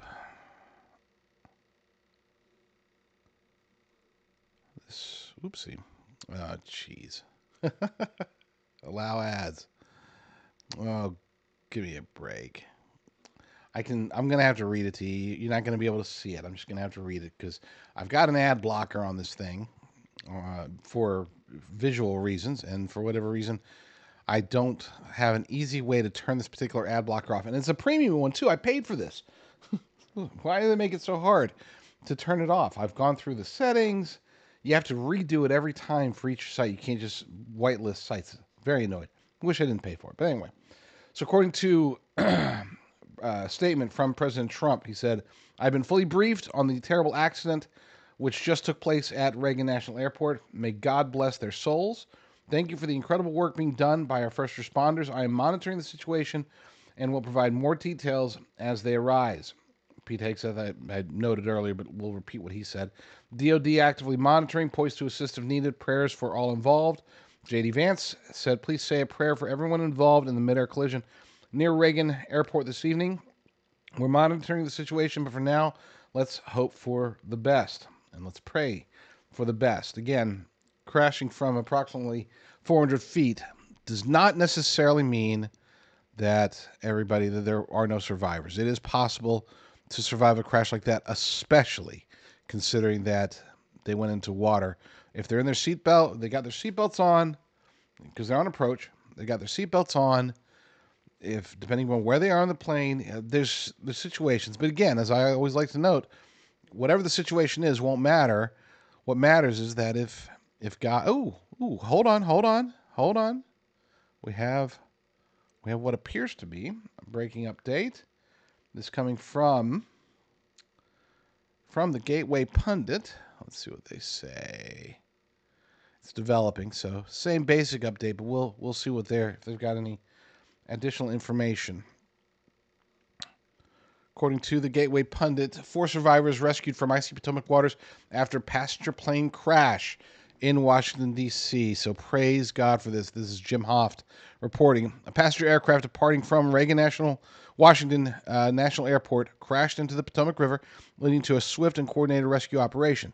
4 individuals have been rescued from the frigid waters and are receiving medical attention. Gateway Pundit reported a moment ago that the midair collision occurred over the Potomac River near Washington, D.C., involving American Eagle Flight 5342 and a U.S. Army Sikorsky UH-60 Black Hawk helicopter. The collision resulted in both aircraft crashing into the icy waters below. American Eagle Flight 5342, operated by PSA Airlines, was en route from Wichita, Kansas to Ronald Reagan Washington National Airport. The Bombardier CRJ-700 regional jet was carrying 60 passengers and 4 crew members. The U.S. Army helicopter had 3 military personnel on board. A U.S. Army official told CNN, "We can confirm that the aircraft involved in tonight's incident was an Army UH-60 helicopter out of Fort Belvoir, Virginia. We are working with local officials and will provide additional information." Emergency response teams from across the D.C. region, including units from Fairfax and Montgomery counties, swiftly converged on the scene. Fireboats were deployed to the crash site in the Potomac River to search for victims and survivors. Rescue operators were hampered by cold temperatures and ice, with water temperatures recorded at 35 degrees Fahrenheit, according to CNN. Despite these challenges, 4 survivors were recovered from the water and transported to local hospitals for treatment. The identities and conditions of these individuals have not been disclosed at this time. Maryland Governor Wes Moore announced on X that the state's Department of Emergency Management has elevated its Emergency Operations Center to enhanced status to provide support. President Donald Trump issued the statement, which we noted earlier. The story is developing. So, gosh, I hope that is accurate. I hope that is true. 4 survivors.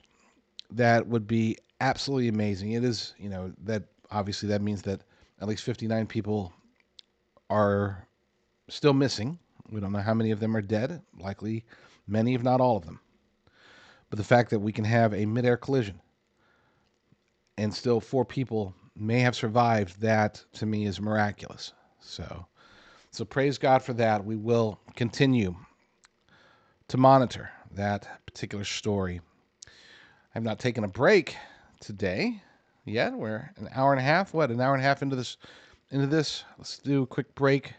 Obligatory break for the sake of our wonderful sponsors, and I'll be right back. I'm Jonathan Rose, CEO of Genesis Gold Group. As Americans, we work hard every day to provide for our families and ensure their future. But with the uncertainty facing our economy, it is more important than ever to safeguard your wealth and protect your retirement savings. Educated investors look to safe haven assets to shield themselves from the economic storm. Tangible assets like gold and silver can provide stability, security, and most importantly, peace of mind. In 1997, the Taxpayer Relief Act allowed Americans to hold physical precious metals like gold and silver in their IRAs for the first time. Today, Genesis Gold Group helps our clients transfer existing IRAs, 401ks, and other retirement accounts into physical gold and silver, tax and penalty free. With thousands of satisfied clients, 5-star reviews, and fully accredited with the Better Business Bureau, our experienced team is here to help you navigate the process. Start to finish, now is the time to educate yourself on the importance of a diversified portfolio, including tangible assets like gold and silver. Call now to receive our free wealth protection kit and digital dollar defense guide. Call now and we'll include our extremely popular silver prepper bar free when you open your account. Add it to your IRA or have it sent to your home. Call Genesis Gold Group today at 800-200-GOLD. Prepper bar only available through Genesis Gold Group.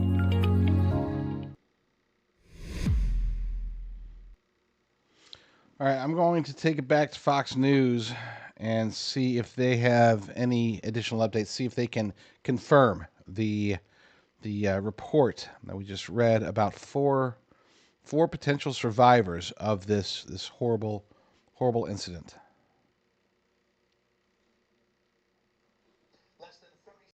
Before the crash, an air traffic controller asked the helicopter if it has the arriving plane in sight. And as you were pointing out, John, the controller makes another radio call to the helicopter moments later, and it says Priority Air Transport 25 passed behind the CRJ. We have only been hearing Priority Air Transport 25. Do you see the jet? Now we're hearing for the first time Priority Air 25 passed behind the CRJ. Seconds after that, the 2 aircraft collide. The plane's radio transponder stopped transmitting about 2,400 feet short of the runway, roughly over the middle of the river. The tower immediately began diverting other aircraft from Reagan. It's a pretty good second by second thing there, John, but it shows that the plane was moving to get on another runway, and they were saying go behind. So tell the helicopter, the Black Hawk helicopter, to go behind the airplane, and then you have real visibility issues on both sides. Yes, and as I was saying earlier, the alignment of those 2 runways is not that far off, so it wouldn't have been. It shouldn't have been a stretch. The pilots obviously said that they could land on 3-3. That means, turning their nose a little bit to the right, and to the left, and coming in about 40 degrees off from where they had intended to be.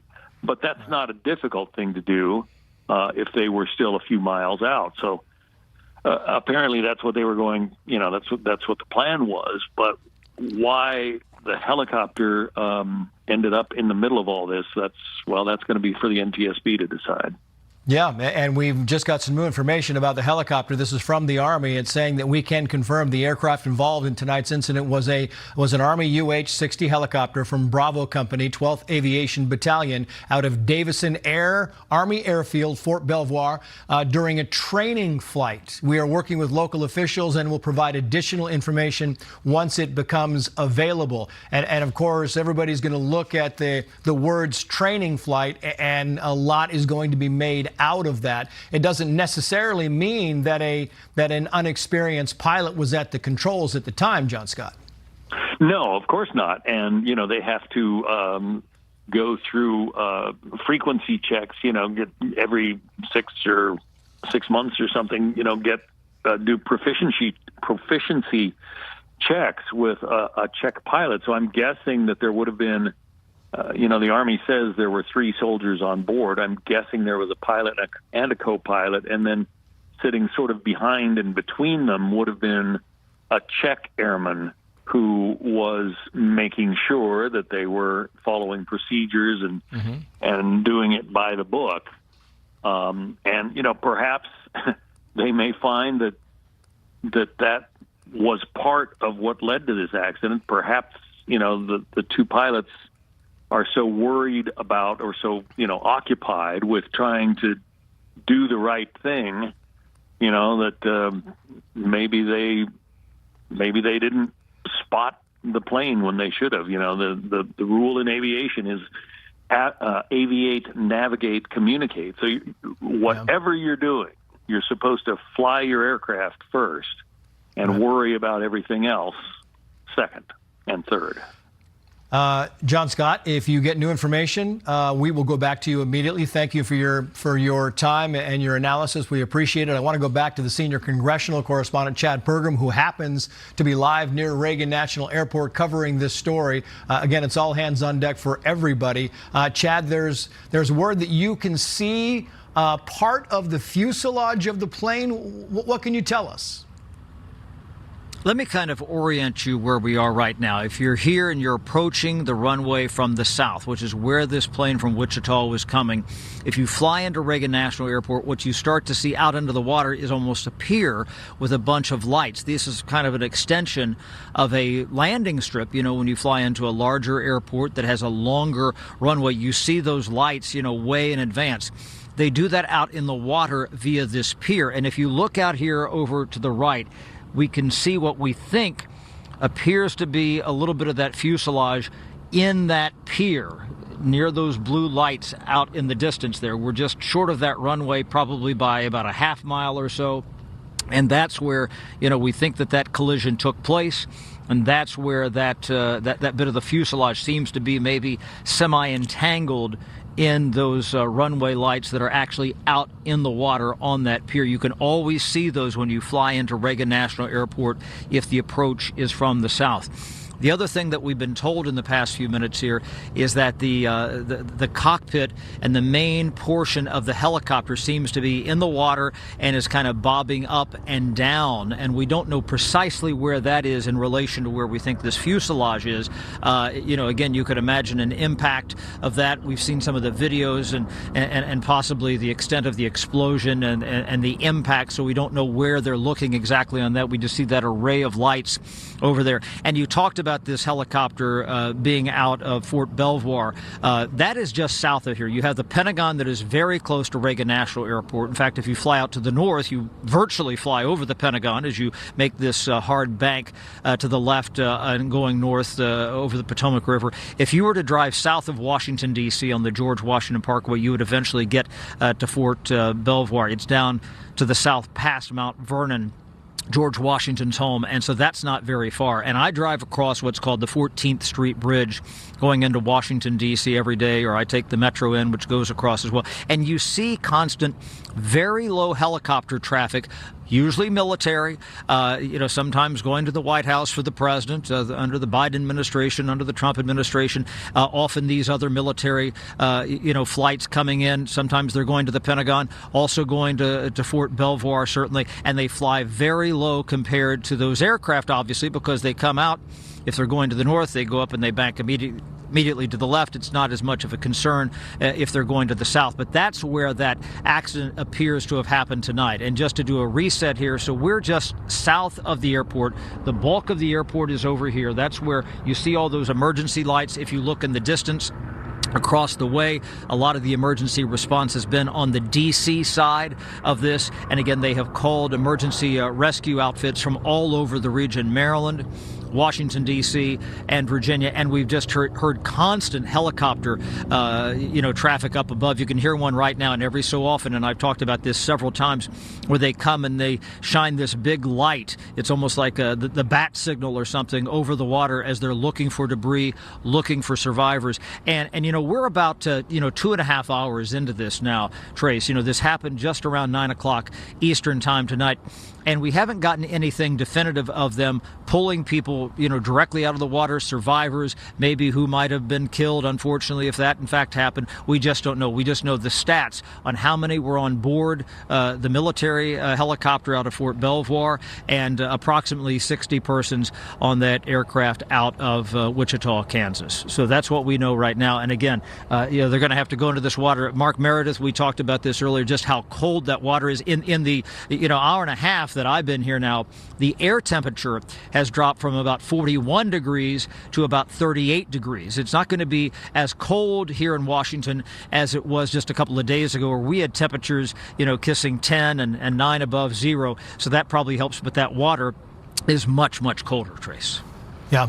Chad Program, we'll get back to you as you get more information. Thank you. We appreciate it. Just so we can be clear on what Chad is saying, the NBC affiliate earlier was reporting, and we have heard nothing else about this, was reporting that 4 people were pulled from the water after the collision.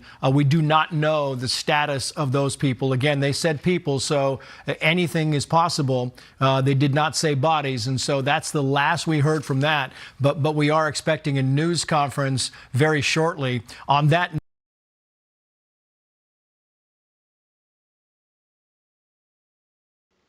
Once that news conference starts, I'll return there. But in the meantime, we do have this is a clip of an individual a man who was waiting for his wife, who was on that flight. And let's go ahead and get that played. Sad day in the United States of America right now.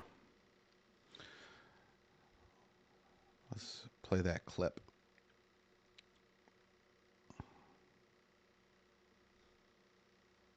I'm just praying that somebody's pulling her out of the river right now as we speak. That's all I can pray for. I'm just praying to God. When was the last time you spoke with her? She texted me that they were landing in 20 minutes. Can you show us a text message that you got from her?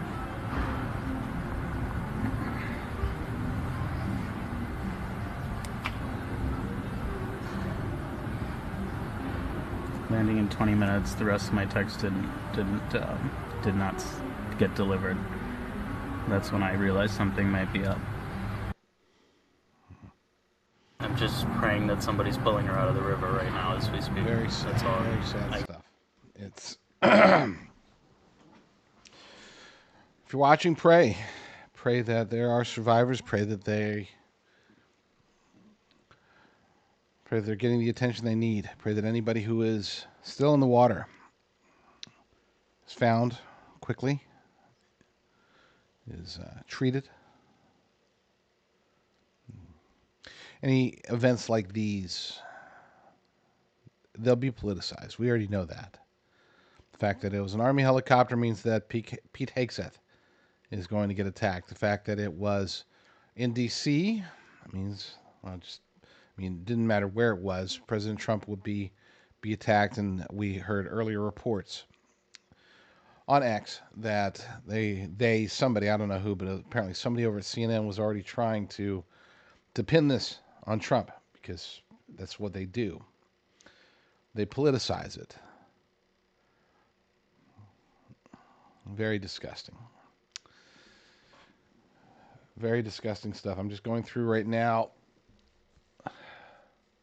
Yeah, here's a perfect one. According to David Friedlander, posting about Trump's dangerous freeze of air traffic control hiring, because that, of course, would have had anything to do with this crash. Not hiring people eight days ago. They just hate him so much. They hate America so much that they're willing to do or say anything, take any event, any incident, any tragedy,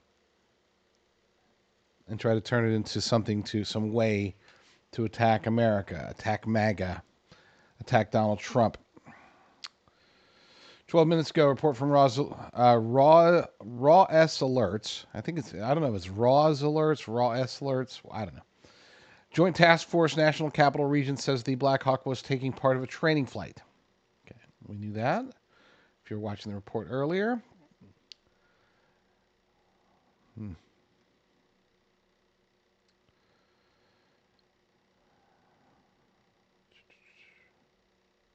Same reports, looks like the same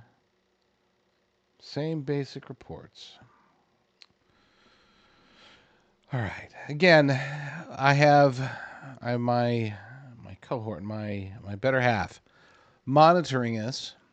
She's watching the live news updates. So anything breaking, any new information comes in, she will let me know, and then I will let you know. In the meantime, let's go ahead and get to some other stories. There was more that happened today, more that's going to happen tomorrow, stuff that we do need to talk about. So let's get to it. I'm trying to, and apologies, just up front. This isn't, I'm not a news reporter, right? I'm not the guy that, who sits there and just, well, according to this and this and this. I'm a commentator. So when events like these take place, it's not my forte, not my cup of tea or cup of coffee, if you will.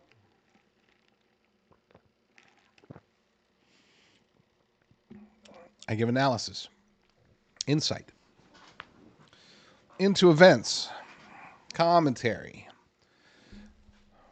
So I'll have to leave the news reporting up to those who do news reporting. But let's get to some other stuff. Let's talk about here's a good one. So Department of Homeland Security's new secretary, Kristi Noem, she came out and did something that I think made a lot of sense. And not to brag, but I did mention, I think it was last week, could have been the week before. I mentioned how, when we're talking about the illegal alien invasion at the border, we often look at other countries and we point the finger and we say, hey, why are you guys allowing this? We often look at our own government, especially the Biden-Harris regime, and how they tied customs and border protections, tied their hands behind their back, turned them into basically record keepers, application filler outers. They did paperwork. People would come across the border. They didn't sign up to say, hey, here's your ticket. Show back up to an amnesty hearing in 2029. That's not what they signed up for. They signed up to protect the border. And they haven't been allowed to do that for a long time. Now they are. Praise God for that. But the one thing that I noted a few weeks ago is that there are others who definitely are involved. Others who do need to get consequences. And so far, at least until today, as a matter of fact, I hadn't heard anybody talking about the appropriate consequences, the actions, the punishments for NGOs, non-government organizations that have been working with everybody from various George Soros organizations to the Red Cross to religious organizations, popping up and doing their part to aid and abet in the border invasion. Where was the accountability there? Nobody was talking about it. Trump wasn't talking about it very much, during the campaign trail, But these people that are helping illegal aliens along the way on their very dangerous trek to the border from wherever they start, there are these NGOs that instead of giving them aid and turning them around, as they probably should, they're trying to help them get to the border, help them to steal our sovereignty and invade our nation. Well, Kristi Noem, the new Secretary of the Department of Homeland Security, she's already making some changes in that regard and dishing out what I believe, let's call it what it is. This is punishment that she's talking about. Yes, well, thank you, Will, for inviting me to be with you. Today, we are announcing that we have stopped all grant funding that's being abused by NGOs to facilitate illegal immigration into this country. So it's amazing to me the hundreds of millions of dollars that have been spent by the federal government that has been sent to NGOs to facilitate this invasion of our country. So I've taken action to stop those funds, to reevaluate them, and to make sure that we're actually using the taxpayer dollars in a way that strengthens this country, that keeps us safe. So I think people are curious when we look at grants that are given out by federal agencies at how they're utilized, and that evaluation needs to be done. We're not spending another dime to help the destruction of this country. We're going to make sure that we follow through on what President Trump has promised, and that's to make sure that we're securing our border, departing those who are here illegally, and committing criminal actions, and that our taxpayer dollars aren't spent to help it. And, Madam Secretary, I don't think people fully understand the role that NGOs play, many NGOs play, in facilitating illegal immigration. I just want to share these numbers with everybody up on the screen. We spend over $380 million, did in 2024, for sheltering and service programs for illegal immigrants. But the vast network of NGOs that help facilitate it through Panama, through Mexico, and make it a landing spot here in the United States is a massive contributor here to illegal immigration. So what you're telling us today is that now stops? At least the federal funding of that stops? Mm-hmm. Yes, through the Department of Homeland Security, we have stopped spending those dollars to fund those NGOs. And, well, what's been so revealing is that many of these NGOs actually have infrastructure and operations set up in Mexico on that side of the border that are telling those illegal immigrants to come to them, and they will get them across the border. So they're not just operating in the United States, they're operating outside of the United States to help make it easier for those who want to break our laws. Right. And well, I was one of those Americans that years ago, when somebody said NGO to me, I thought, oh, that's amazing. That's a nonprofit that's out there telling somebody about Jesus or spreading faith and salvation or doing good work and charitable work, helping people that are less fortunate. And then I realized over the years it's been perverted into this shadow government. An NGO is sometimes an operation that does things that the government cannot do, can't legally do. So they create an entity to use government dollars, taxpayer dollars, to do something that the federal government isn't allowed to do, to do a shadow government operation that really has been used recently to undermine our country's national security. Yeah, and they often have, and they are religious organizations, and they have very nice names, and they do great work in a lot of situations. But this is another thing that they are doing, is facilitating illegal immigration. Yeah, she's absolutely correct. I like how she called it a shadow government. I never really thought of it like that. These are basically shadow governments that operate outside of the realm of what actual government entities are sometimes willing, but oftentimes even what they're able to do. They do have more accountability than NGOs. NGOs do operate in the shadows.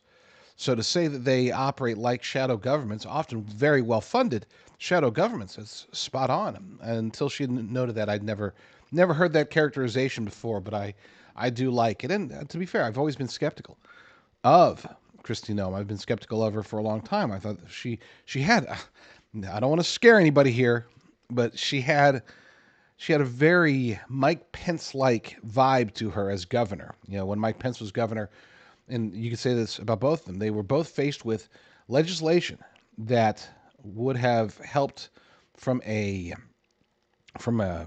us slow wokeness in their states. Mike Pence actually signed it and then backtracked a week later due to backlash.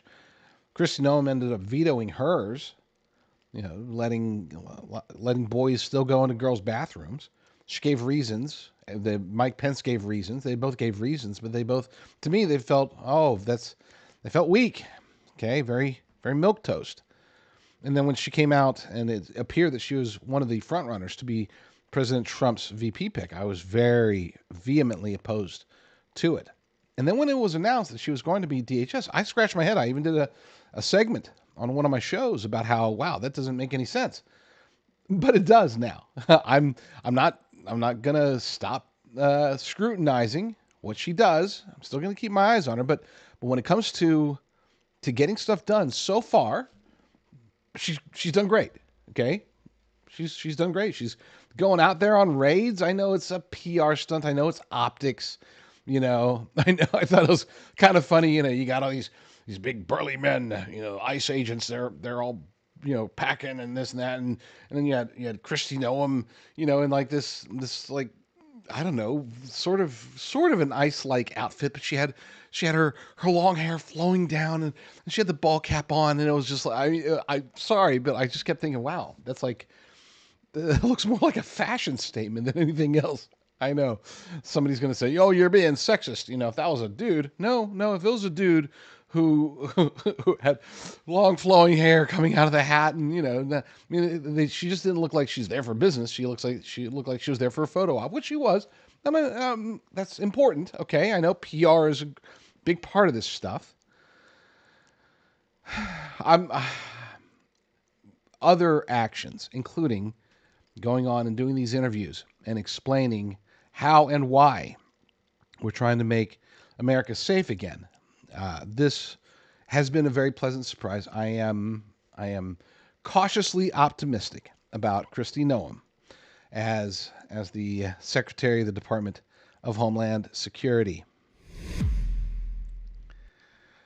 This other story pop up. Let me see if I can get it pulled up here real quick.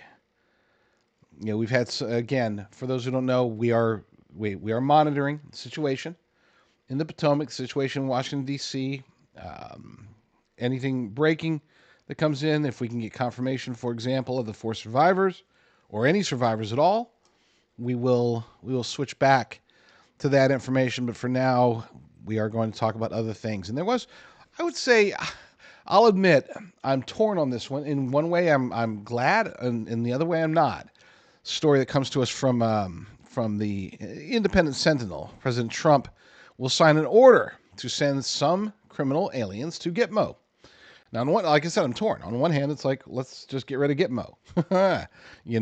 I'm not saying necessarily pull out our troops, but I don't see why it has to continue to be for detention. I understand why. I'm not saying that I'm ignorant of the reasons why Gitmo is what Gitmo is and why it plays the role that it plays.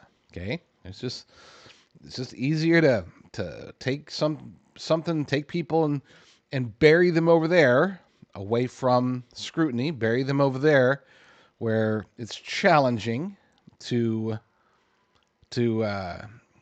address certain legal issues. I'm not a fan of it. I'll admit it, but I understand it. I appreciate it. I'm not like all. I'm not an activist. We got to close down Gitmo. I would rather be closed. I'd rather just be done with it. Let's just deal with everybody, terrorists, non-terrorists, in this case, illegal aliens. Let's just deal with them straight up. Take every illegal alien, send them where they need to go. But I also I have a lot of trust that I put in the Trump administration. So far, they have more than earned trust. So when they make decisions like this, I will back it, even if I don't necessarily agree with it in principle. President Trump said Wednesday that he plans to send up to 30,000 illegal immigrants to detention facilities at Guantanamo Bay, Cuba. He plans to send some of the criminal aliens to Gitmo. So today, I am signing an executive order to instruct the Department of Defense and Homeland Security to begin preparing the 30,000-person migrant facility at Guantanamo Bay, he said, while signing the Anti-Illegal Immigration Lake and Riley Act, which is a story that we're not going to cover because it has been covered, but praise God. And I'm very happy, very pleased that the first piece of legislation that President Trump signs during his second administration is the Lake and Riley Act. That is, it's a no-brainer. It helped to expose, by the way, the Democrats that would inexplicably oppose it. And I'm glad that that was the first one that he got to sign. But back to the article itself. And this is a further quote from Trump. He said, most people don't even know that we have 30,000 beds in Guantanamo to detain the worst criminal illegal aliens threatening the American people. Some of them are so bad we don't even trust the countries to hold them because we don't want them coming back. And so that you understand the mentality there. But it's more than that. I think what he's setting up for, too, is what do you do about, obviously we had Colombia that tried to turn away the people that we were deporting back to there, the Colombian nationals that Colombia, for whatever reason, didn't want. We know the reason. But what if he does run into a challenge with, say, China or any country, and he has to park people somewhere until they can work it out through tariffs or threats or whatever, work it out to get these other nations to take back their citizens who came into our nation, who invaded our nation. You got to put them somewhere. So I can get that. But also, like you said, there's some people, hey, why take a guy who's been deported 8 times, a rapist, murderer, who's been deported 8 times already, why send him back to Mexico? Because he's just going to be free again, and then he's just going to come cross the border again. He's probably going to rape or murder or steal or whatever again. Let's just send them to Gitmo. Man, this plan has already grown on me. See? I was against it at the beginning of this article, but M. Dowling over at Independent Sentinel might be changing my mind. This will double our capacity immediately, and it's a tough place to get out of. You don't hear about a whole lot of Gitmo escapees. Only 15 terror suspects remain in Gitmo, down from nearly 700 in 2003. Barack Obama and Joe Biden have gotten as many out as possible. On Wednesday, Border Czar Tom Homan told reporters that there's already a migrant center at the Cuba outpost, and it's been there for decades. So we're just going to expand upon that existing migrant center. Every facility, including Gitmo, will have the highest standards. I wish I had that on video. I'm talking to having him explain, gonna just send them down to Gitmo. It's practically a paradise down there for these guys. They get a cot. Sometimes you get a blanket. Sorry. I love that guy. Yeah. So he said that flights to the communist island would be reserved for the worst of the worst. It certainly will be a deterrent. So again, I guess it grew on me. I can support this plan. How about you? Can you support sending the worst of the worst illegal aliens, the ones that are probably going to come right back if we were to deport them to anywhere else, or they're just going to find their way back into America? Do you support the idea of let's just stick them in the hole known as Gitmo? It's growing on me. It's growing on me. Here's another story. This one, calling it up, it's taking longer than expected. But how funny is that? Sometimes I understand the need. I really do. I understand the need for these places, these articles, or these sites to put up ad blockers or ad blockers, basically. But it really can get annoying if you're trying to get to a story. You're in the middle. You really want to tell their story, but you can't because they won't give you that option to do it without logging in. That's annoying. And that's a good story too. I'll have to get to that one. Not tonight. So you know what you're missing. There was a story from the Epoch Times about how Tulsi Gabbard and Kash Patel are getting their confirmation hearings on Thursday, and that's a huge deal. Obviously, we had RFKs today, Wednesday, and with these are 3 of the most contentious ones, back to back to back. So we'll see. Can we get all 3 confirmed? I sure as hell hope so. I pray that we can. I pray that we get all 3. Actually, it's not even that. I demand that we get all 3 confirmed. Now, It's just me. So what do my demands mean anyway, huh? All right. PJ Media is reporting that atomic scientists moved the doomsday clock closer to midnight than ever before. You might be thinking, why am I going to read this article? The answer is, I'm not.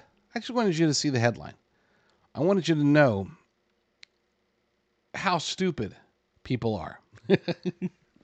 I've always called the doomsday clock, it's very similar to, in my humble opinion, it's very similar to Groundhog Day. Okay? And I would actually trust a groundhog to be more accurate with whether or not there's going to be an extended winter than I would trust these academics, these smart people. Smart, they're so smart. They know how to move the seconds of the doomsday clock. I don't understand why it's still a thing. I mean, it's like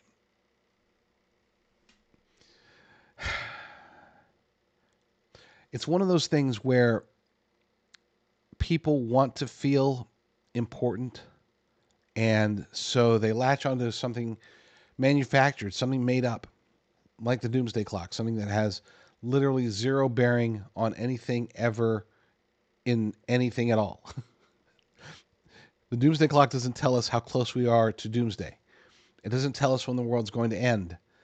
It doesn't even tell us if we're moving in the right direction or the wrong direction.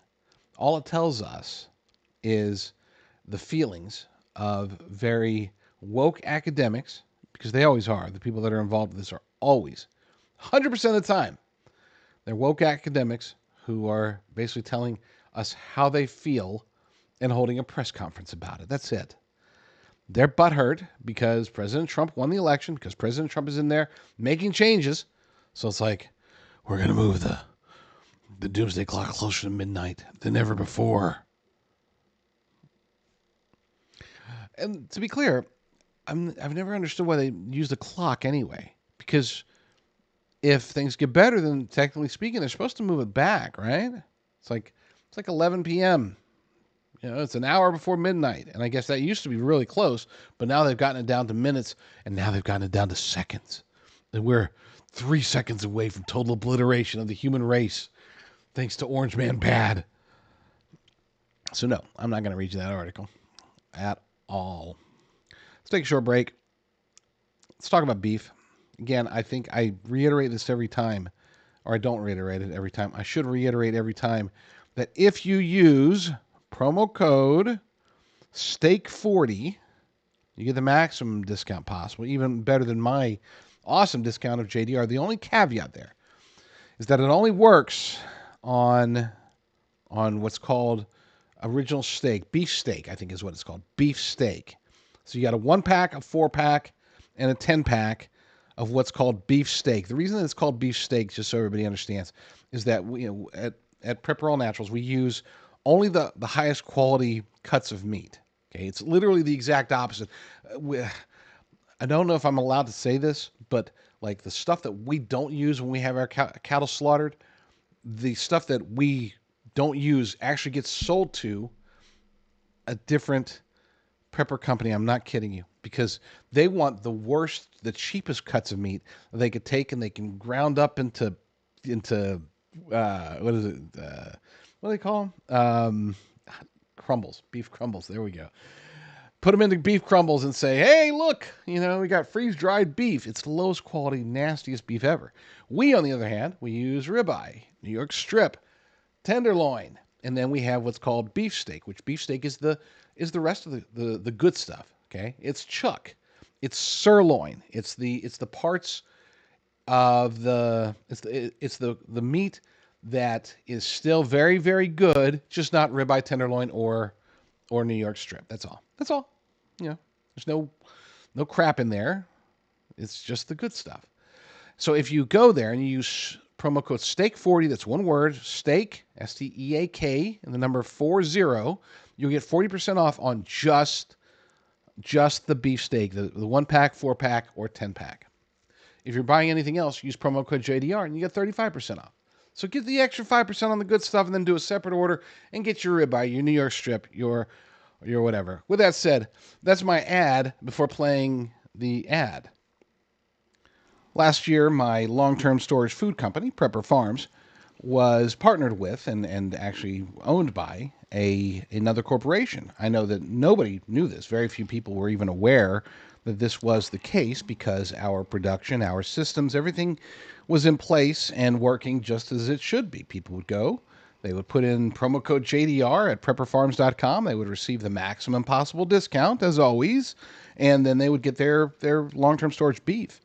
What you didn't know and what we can now explain now is that this year in 2025 we have gone back to the original ownership structure, and I'm very excited about that because that puts me finally back more in charge, and I am super excited about that concept, not because I crave power by any means, but because I feel that as an America First veteran-owned company that we need to focus on helping Americans to prepare for whatever is to come, whether it's natural disasters or emergencies or de-dollarization, food crises, bird flu, whatever it is.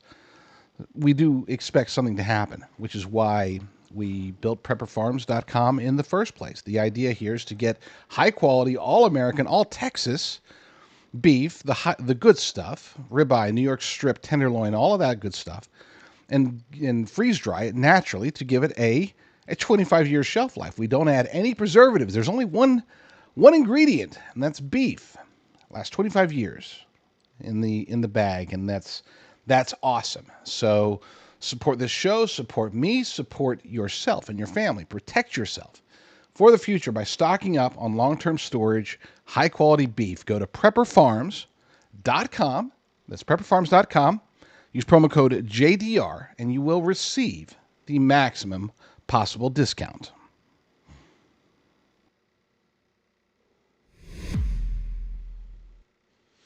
All right, we are going to, I've been monitoring what's happening with the plane crash. Apologies if I look really dark. I have to have the screen up from the news report, so it looks like I'm in the dark. I'm not. It's just that usually I put a white screen on the screen in front of me. I've got a few screens. This screen in front of me is one of my main sources of light, and it's usually a white screen, but I got to be watching what's happening in Washington, D.C., and it looks like they are preparing for a press conference. So as soon as that goes on, I will turn over to that. In the meantime, let's go ahead and get to another story.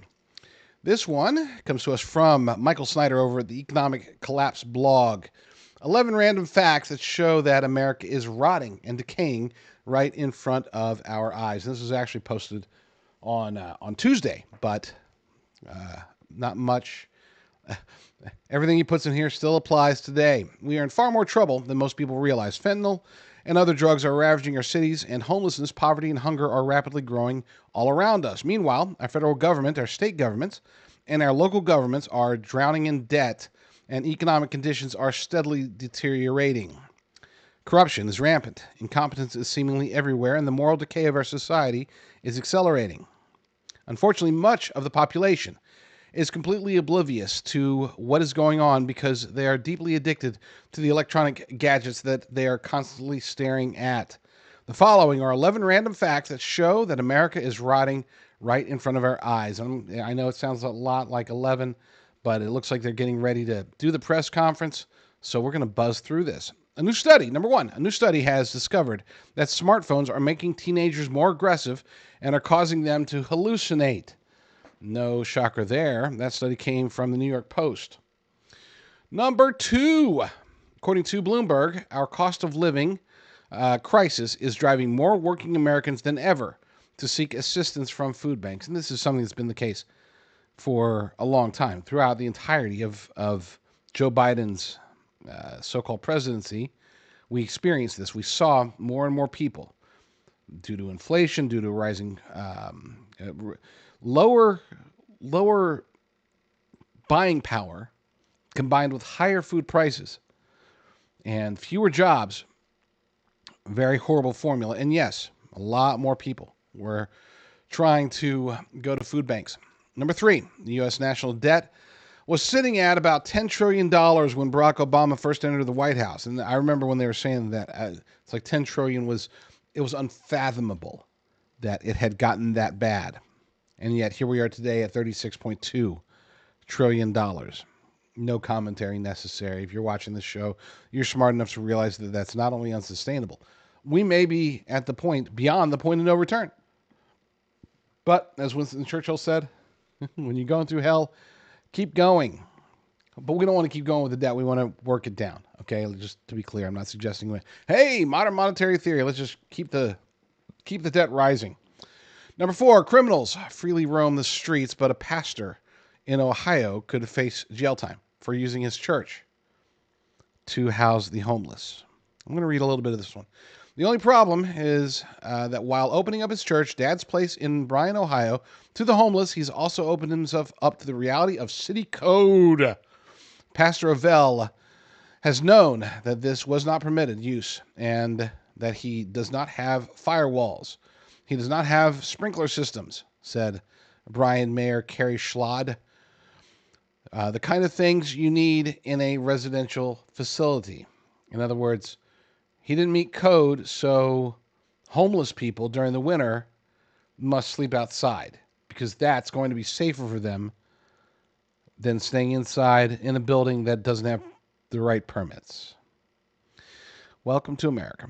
Number 5, a cryptocurrency called Fartcoin that was just created as a joke currently has a market capitalization of $847 million. I am definitely not going to comment on that one. Number 6, fentanyl is absolutely destroying communities all over America. For example, check out what has been happening in Las Cruces, New Mexico. Las Cruces authorities say that they first encountered fentanyl in 2018. In 2020, they confiscated a total of 461 pills. In 2021, the first year of the Biden administration, fentanyl seizures exploded to more than 22,600 and continued rising. Roughly 70,000 pills were seized in 2022 and nearly 86,000 in 2023. Here's a quote from, who's this from? This is from the chief of police in Las Cruces. It wasn't in Las Cruces, and then it was. And then it was everywhere. In 2021, it really intensified, and we've seen that the past few years. During that same period from 2018 to 2021, we saw a huge increase in crime, an 85% increase in violent crime, and a 71% increase in property crime. That's according to Jeremy Story, the Las Cruces chief of police. And he said that last year.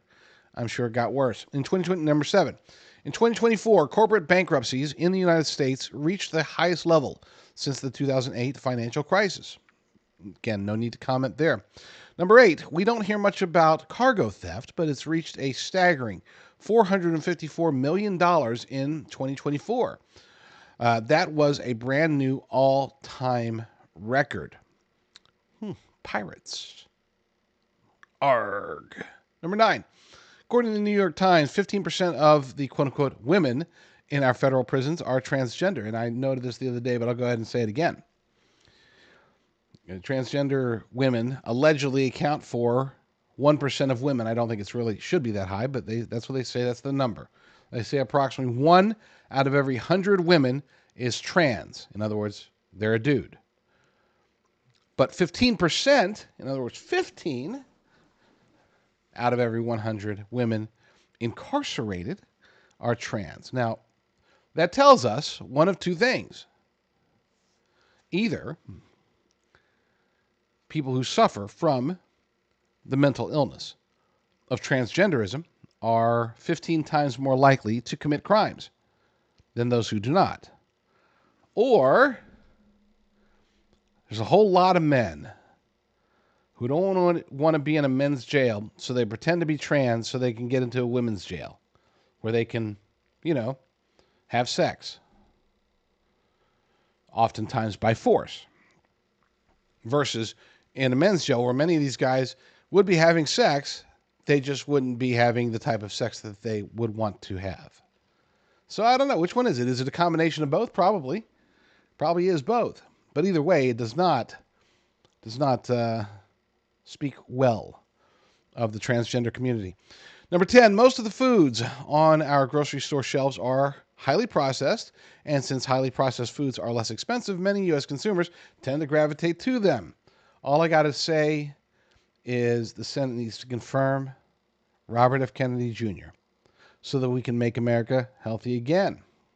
And last but not least, number 11, homelessness in the U.S. is at the highest level ever recorded, and it is increasing at the fastest pace ever recorded. This is 2025, folks. We should be, and I think that we were on track. If you were to go back to like the 90s, 2000s, you could even go not very much after the economic crash of 2008, 2009. We were starting to see, I wouldn't say the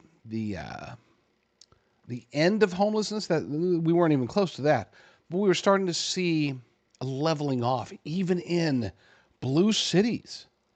But then it sharply spiked.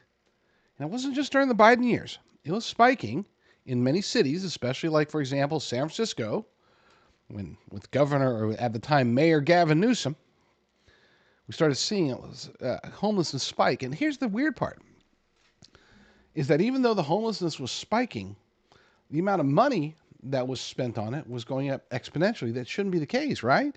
You would think that if LA, for example, is spending hundreds of millions of dollars to reduce homelessness, you would think they would be able to, I don't know, reduce homelessness. But they didn't. Homelessness rose. It seemed as if the more money they spent, the more homelessness rose. Now, that's a correlation, not a causation. In other words, it just highlights a conspiracy, by the way, that it was in the process of being, I think, demonstrated. A conspiracy out here in California that shows that much, if not nearly all, of the money that is spent to quote-unquote fight homelessness or end homelessness, that a good chunk of that was being filtered through crony capitalism and through possibly illicit means into areas that weren't actually, I don't know, designed to end homelessness. Seemed like a money laundering scam coming from Sacramento, signed by multiple times by Governor Gavin Newsom to filter money into criminal hands. Then, of course, the LA fires happened, and nobody's been talking about it since because we've had other reasons to hate Gavin Newsom and other Democrats in the state of California. But that's that. So, yeah, things are looking crazy out there. Does that mean we need to give up? Absolutely not. It means we need to double down, pray more. Pray more. That is the solution. I keep looking to see. Well, hold on. I forgot. I got a swoosh. You can't forget the swoosh. Looks as if I'm watching the small screen. So Fox News, they've got the press conference for the plane crash. They've got it. It's live and ready to go, but it's not playing yet. It looks like they're having some technical difficulties. They're getting some, not that Fox News. It looks like the press conference is trying to get everybody hooked up. Got some technicians in there. As soon as that goes live, we will be talking about it, or I will switch over to there. But first, again, we'll call this good news, and this is what I'm about to show you. I think it's like a 4 to 6 minute video. I will break into it if the press conference goes live. So you're not going to miss the press conference. We all want to watch that. So in the meantime, I'm going to go ahead and play this. This is my report that I did this morning about how Donald Trump and Marco Rubio are focusing on the European Union, but not the EU per se. They're focusing on the countries, the individual sovereign nations within the EU, and trying to establish relationships there as they should. Panic in Brussels. Trump and Secretary Rubio reportedly ignoring the European Union, focusing on bilateral relations with the countries instead. And this makes perfect sense. If we are going to continue to fight the globalists, and I do believe that both President Trump and Marco Rubio, at least in the early days of this administration, have demonstrated their desire to fight against globalism, then they would want to appease to those who believe in sovereignty of the nations. People who don't believe that the European Union should have supremacy over their various nations. This article comes to us from The Gateway Pundit by Paul Sarin. U.S. President Donald J. Trump and his Secretary of State Marco Rubio are reportedly focusing on bilateral relations with some European countries and totally ignoring the European Union in their early diplomatic moves. But come to think of it, why wouldn't they? The EU is pushing every losing, crippling globalist agenda under the sun, from unchecked mass migration to the net zero obsession of the Church of Global Warming, from DEI nonsense to transgenderism for children, to advancing a forever war in Ukraine. Brussels is destroying their nations to obey the orders of the globalist overlords.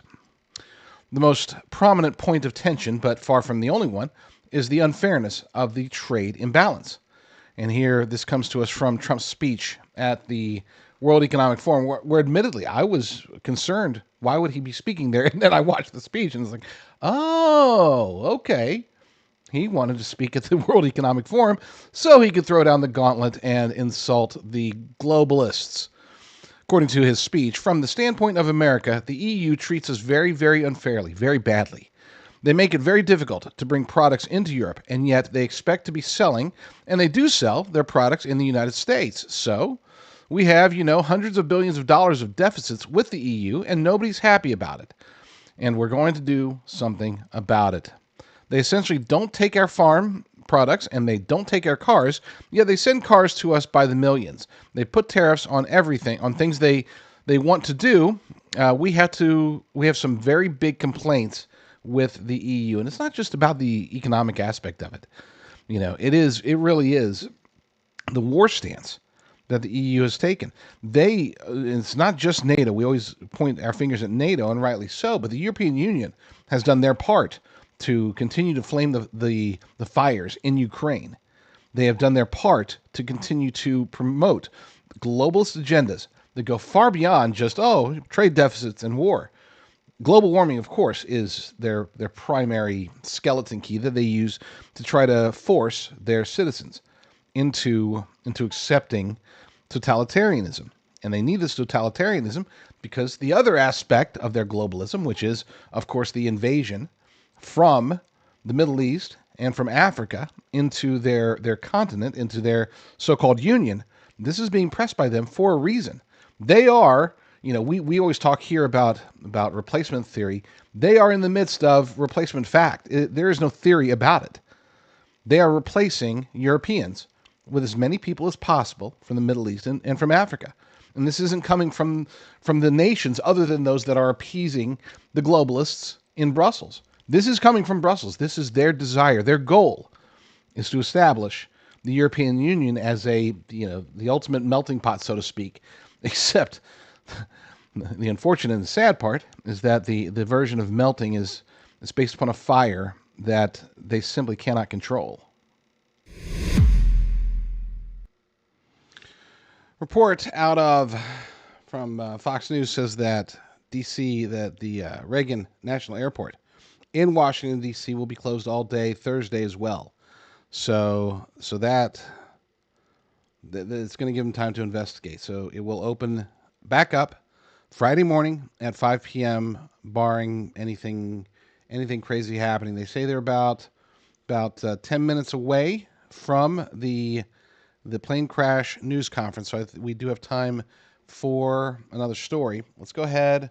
And again, in case you missed it earlier, the reason I'm so dark is not because I'm in the dark. It's because my screen has I'm watching live the events as they're being reported, looking for anything new that's popping into the feed. So usually that's one of my lights. It's my face light, so to speak, to make it to where I don't look like I'm in a deep dark cave, even though I am. I don't know if you guys knew this. This is actually a cave. I'm actually, anyway, not a good time to make jokes. Let's get to some positive news before we get to the press conference. Positive news. This comes to us. This came a couple days ago from the National Pulse. Jay Sixer builds village to help fellow political prisoners transition back to normal life. We need as many of these feel-good stories as possible. And if you can see on the screen, you'll see. Let's see if I can enlarge that at all. Nah. Not much. According to the article, Jenny Cudd, a participant in the January 6, 2021 Capitol protest, is developing a housing project for fellow January 6 defendants on her property in Fredericksburg, Texas. This initiative, known as the J6 Road Home Project, offers temporary residence and support services to aid former inmates reintegrating into society. Cudd, who faced probation and fines in 2022 for her involvement in the Capitol incident, is constructing a small homes on her 11-acre estate located about 65 miles from San Antonio. The project is designed to help occupants transition smoothly by providing access to professional services such as accounting and medical care. Cudd emphasizes the importance of rehabilitation, having experienced the justice system herself. Referring to this initiative as a blessing of January 6th, she is motivated by her own experiences and aims to extend support to others. It's good to, the best help comes from those who have experienced whatever tragedy or disaster you have. This is why, for example, AA meetings, it's not just the process. The process is a great process.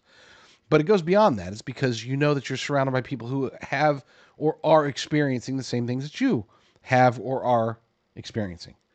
And so having this built by this person who did experience the political persecution of being in Washington, D.C. on January 6, 2021, of being in or even just near the Capitol building at the time of the incident of the protests. Yeah, it does make sense. Kudos to her. Let's see. Looks like they're saying 5 to 7 minutes. All right. Can we squeeze in one more? I think we can. I think, you know what? I know this is the one I want to play. Last feel good one of the night. No, we got some other feel good, but this one made me laugh. I know you guys are going to start thinking that I have some sort of like man crush on Tom Homan. It's because I do. I do. I got to admit the guy is very admirable. But it looks as if something's happening. Something is happening. So we're going to see. Yeah, it looks like we might be about ready for the news conference. So we're going to put this story on hold just for a minute, and we're going to go over to the press conference. Let me turn this on. And do we still have Armin Kurdian? Still on? Okay, we don't. I'm going to bring in retired Navy captain and former Virginia Senate candidate Hung Cao. He also served in Navy Special Operations as a deep-sea diver. Mr. Cao, we hear you've actually salvaged a plane wreckage before. What can you tell us about the situation where you have a plane in two pieces in the Potomac in 7 feet of water, and the helicopter is close by, also upside down? How do you approach this? Well, Trace, again, what a tragedy, and my heart goes out to the family. At some point, we're going to have to shift from a rescue operation to a salvage operation. So we need to bring in barges and a crane on a barge, and then we would mobilize right now the Expeditionary Diving and Salvage Unit 2 down in Norfolk, Virginia, bring them up here with divers and chafing gear and studying the planes for, strong points so we can lift them up, where we can attach the bridle and pull up the parts and pieces of plane. The first order of battle is really to find the black box, recover that, because this is now an open investigation. And, so it's a hard call. At some point, the on-scene commander is going to say, okay, we're going to shift to a salvage operation. And if it was me, I would wait until the day to start diving again, because once it shifts into a salvage operation, there's no rush. We have to be careful. There's a lot of charred metal out there, and there's a lot of fuel and everything else. We have to protect the divers. And I know people think, it's only 7 feet of water, but you can get embolized. Artillery gas embolism is the biggest fear for that shallow depth. Right. Yeah, and I'm wondering, and you would know this better than anybody, if the people on scene already know. I mean, they clearly, if divers have been out there, if they've been in the water, if it's 7 feet, there is a very good chance, I'm assuming, that they have either been in the fuselage or close enough to the fuselage to realize exactly what this situation looks like and can get a very good assessment in a very short amount of time. Yes, absolutely. They've already done the initial search. They're looking all around the aircraft and inside the aircraft. You know, I don't want to give people false hope, but, you know, sometimes the autonomic system, what we learn in ice diving is the autonomic response is that you stop breathing.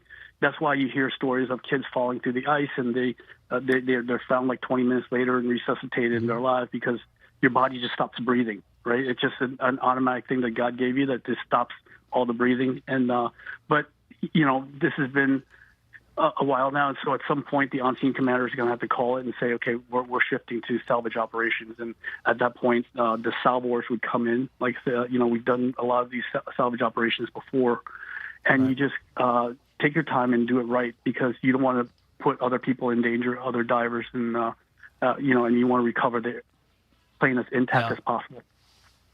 But I would also assume that getting inside, and again, we're still waiting for the news conference. It has not begun. We will go to it live when it does. Getting inside the helicopter, Mr. Cow, has got to be a kind of a different, it's got to be a different strategy altogether, because the helicopter, our understanding is, from those on the scene, the helicopter is upside down.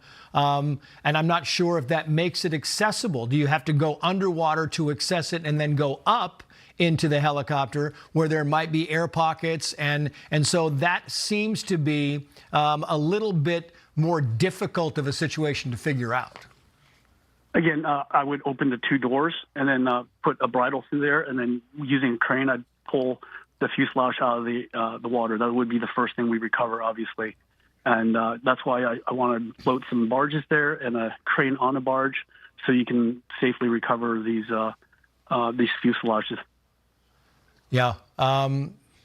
Any question that you think should be asked at the news conference? If you were on scene, if you were part of the search and rescue team, what would you want to know from this news conference? Anything about the final seconds of the flight? Anything that could give you an advantage on how you proceed? No, not really. I mean, at this point, once it becomes a salvage operation, you know, we just need to know how many bodies to recover, so we can recover those first and take them out of the water and then pull the fuselage up. Because once, you know, what you don't want is to pull a plane out and just we still have remains inside. Yeah. Yeah, it's an awful situation. Mr. Cow, thank you very much for your expertise. We appreciate it. I want to go back very quickly to Paul Morrow, who clearly has information. He gets a lot from these situations. Paul, from the last time we talked, we have now learned that the fuselage that Chad Pergram said that he saw is visible, and you can see some of it sticking out of the water because the water is only 7 feet deep. And these fuselage, for anybody who's looking for clarity, is roughly 76 feet wide and 100 feet long. So these parts of the airplane could be sticking out, you know, protruding pretty visibly, Paul. Yeah, and, you know, but one of the things I would point out, you know, I was talking about the Miracle on the Hudson earlier. That was a larger plane. It was an Airbus, and yet sitting in the middle of the Hudson, it looked minuscule, looked like a toy. These things in a river, you lose sight of how large the field that you have to search is. So I'm sure that they're going to continue to endeavor rescue operations for the time being. But at some point, as the good captain said, you're going to segue into just realistically recovery, and they're going to be looking for that black box. Both aircraft should have black boxes. And one of the salient things here, I think, to remember is that those black boxes are going to have cockpit conversations. So while we have a lot of data now, there are FAA recordings, and we have some of the technical data. We know what the temperature was, etc. We've got the video. You want to hear what was going on in that cockpit, what was said, who saw what, and that should give us a little bit more clarity. But in terms of the rescue operation going on right now, I wish I had better news. I don't really have any news, but I would say right now, as time goes on, obviously your hopes begin to diminish. Yeah, they do. I mean, Mr. Cow was just telling us here, the water is at 37 degrees, Paul. You know, they have clearly been inside the fuselage because they're telling us some information. They have pulled 18 bodies out of the water. We don't know if those were in the water when they were recovered or if they were inside the airplane. That information is unclear. We hope to find out during the news conference. But there is a lot of things we don't know about the final seconds. We see the video, but the video seems to be farther away. And I'm sure as the hours and days come through, you're going to see better video. There's video cameras everywhere, and especially at an airport, there are video cameras everywhere. You will see better video of this, but from this vantage point, you can see the explosion, you can see the contact, you can see the explosion.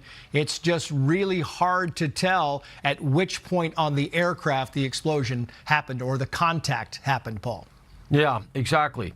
And, one of the other things that's going on now on land here as an element of the search and rescue is that you're trying to make order out of chaos here. And one of the things they're going to be getting, I'm sure, from American Airlines, I'm sure they have it already, is the manifest.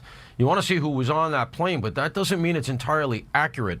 A lot of instances down through history where you have plane crashes where people are reported to be on the plane. Turns out they weren't. Planes always take off with people who missed the plane, change their flights at the last minute. I've been involved in investigations where people were on planes that were not supposed to be and, were stopped at some point even while the plane was taxiing. So this stuff can be a little bit loose.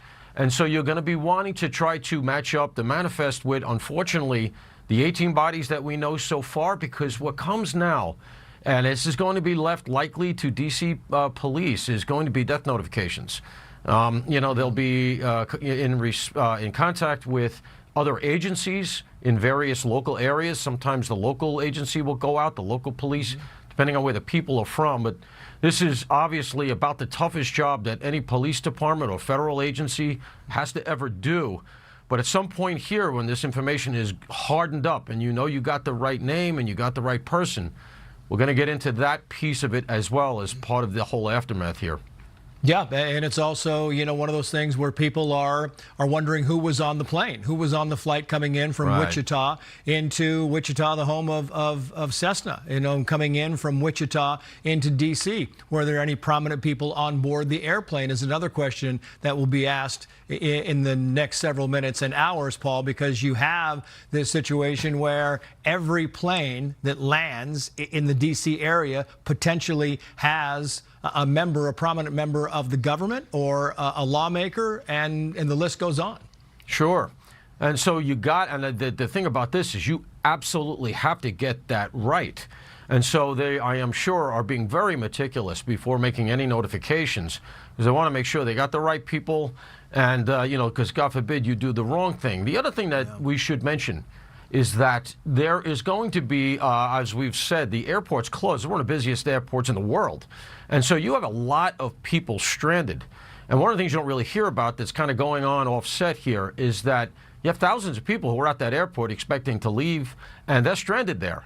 And, very often you're not going to be able to get them into hotels. And so what happens to their care and feeding? This is going to fall to the local cops as well. We used to use the Red Cross. They're very, very helpful in large-scale disasters. A building collapses or something like that. They show up with cots. You take over a local high school. You start putting people in there. But this is a whole tangential thing that the local cops will be doing relative to this event that you won't really see, but is certainly going on behind the scenes.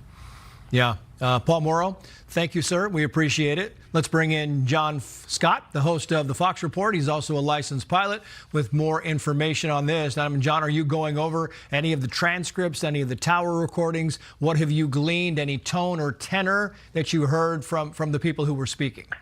Well, I would echo what you said, Trace. I've listened to the audio, and the helicopter pilot was being asked to turn behind that inbound jet, and you never hear a response, as you've pointed out. You never hear a response from the helicopter pilot. They were talking to the chopper pilot and not to the jet crew. The flight path of the jet crew is, perfect. It appears that everything was normal from their standpoint. They would have been on final approach. There's a nice, easy curve to their approach to runway 33. They are losing altitude at what appears to be the appropriate rate. There is some indication that the helicopter was higher than it was supposed to be at 350 feet rather than maybe 200 feet. And I would point this out too, Trace, and it sort of echoes what Jonathan Gilliam had to say earlier. This collision took place at about 350 feet altitude. That is, the top of a 35-story building. Right. And if you look at the collision, it's pretty obvious that even the jet aircraft plunges virtually immediately down to the water. Now, my pilot friends who have flown into Reagan significant numbers of times say that that runway approach into 3-3 is basically over a mud flat. So when you say that, the water's only 7 feet deep, that makes sense. And if that plane fell from a height of 350 feet and went essentially straight down into the water, the chances of anyone surviving that impact are virtually nil. Yeah, it's exactly right. And I also wonder, John, because I've been kind of going over these transcripts and I see this very clearly in a couple of reports where you had the tower calling saying priority air transport 25 passed behind the CRJ. But there were reports earlier, John, that they said, do you see the CRJ? And I haven't seen any replication of that yet. No, I did hear that on the control tower audio. I heard them ask, "Do you have the regional jet in sight?" I didn't hear a response from the chopper, which makes me wonder if they were on the right frequency. Frankly, this whole thing reminds me of a crash that took place in New York City back in 2009 that I had a hand in covering, when a light plane, a 6-seat plane, collided with a tourist helicopter over the Hudson River at about 1,000 to 1,500 feet, and 9 people were killed. The Cherokee, the Piper Cherokee plane involved, has low wings, and the pilot has difficulty seeing anything much below the horizon line.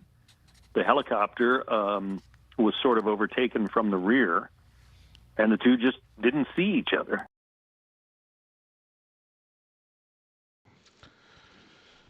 Quick post or quick update, real quick, while we wait for the news conference.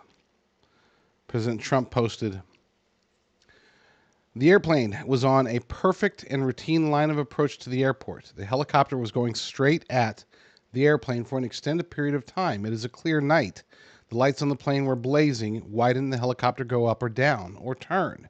Why didn't the control tower tell the helicopter what to do instead of asking if they saw the plane? It's a very bad situation. It looks like it should have been prevented. Not good." And I have seen what is purported to be a playback of the official air traffic control radar. Once I get that confirmed, I'll play that for you. And it's not, it's just a couple of blips heading towards each other, and then they stop moving. But I don't want to play it until I can confirm that it is indeed what it purports to be. And then, let's see. Let's go ahead and turn this off. I don't want to risk. There we go. Yeah. So we'll see. We'll see. Lots of crazy things happening today. It looks like the news conference, which was supposed to start 12 minutes ago, looks like it is still in the process of not happening. So we'll keep an eye on that. In the meantime, we get to a quick break, and then when we get back, I'll see if I can squeeze in another story, or hopefully we'll be right on the verge of actually having the press conference, because that's all I'm waiting on now, folks. It's all I'm waiting on. Here's a true story. I was testing out some coffee. This has been almost a year ago. Testing out some coffee for a potential sponsor. And I had made the coffee, and I went about my morning routine, did my work, doing my thing, and then I took my first sip of coffee. And it struck me. I'm like, holy crap. I had forgotten that I had was testing out this new coffee. I just took the first sip, and I was like, wow, this is really good. And then I remembered, oh my gosh, this is Promised Grounds. This is the stuff that they sent me. So I started drinking some more of it, and I have become a lifetime customer of Promised Grounds. They are a Christian coffee company. which I know you don't see a whole lot of them. They give back to the community. They're Texas, all American, all Texan, just like a lot of the stuff that we do. Check them out. Go to jdrucker.com/coffee, jdrucker.com/coffee, and check out Promised Grounds. It's great.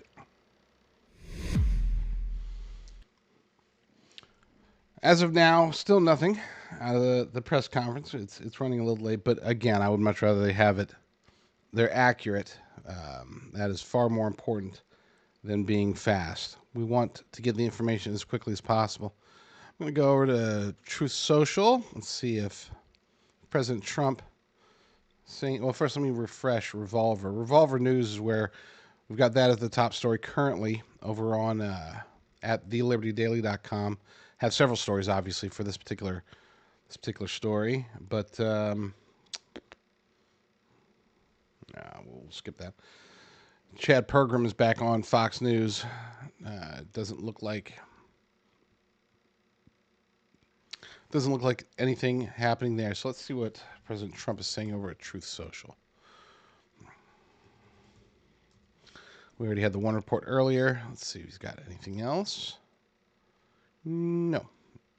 So it was just that one. Well, no, he did. 23 minutes ago, he said, what a terrible night this has been. God bless you all. Okay, good. Of course, I have hiccups. Had mom's spaghetti. Literally. And it is the best spaghetti in the world. Yeah. Helicopters flying over. They're looking. They're definitely searching. But for those who just joined us, we are just waiting on the press conference live from Washington, D.C.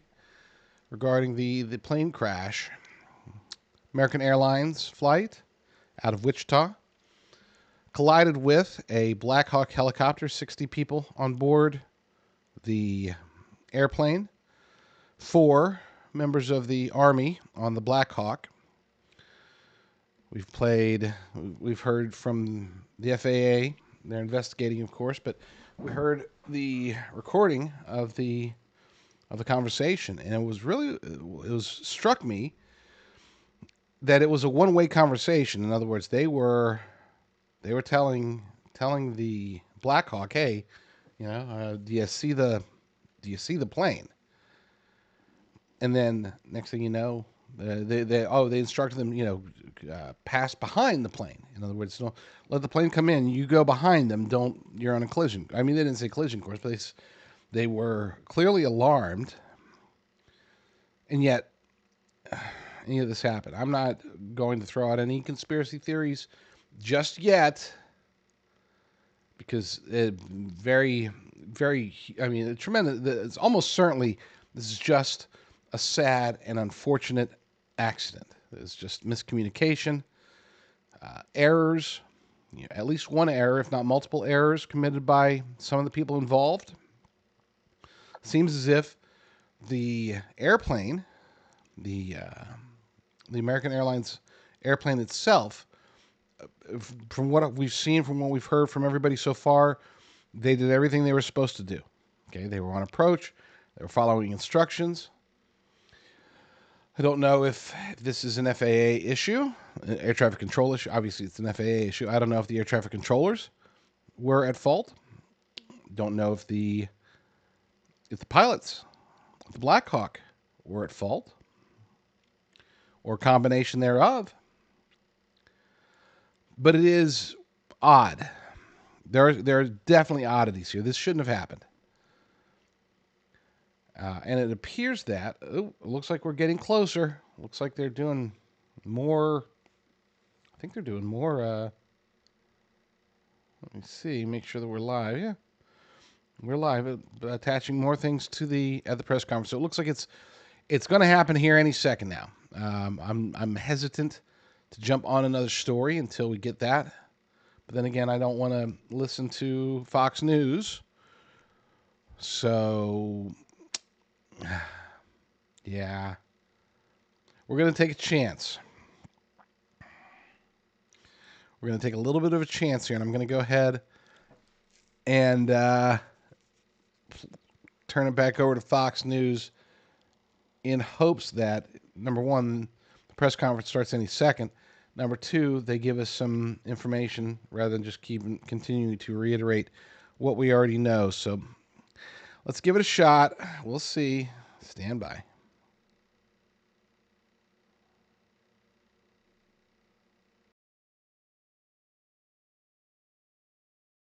Both frequencies, which is why in the conversation that you were listening to, you probably didn't hear a response, and nor did any of the pilots we talked to tonight. Right. Another question.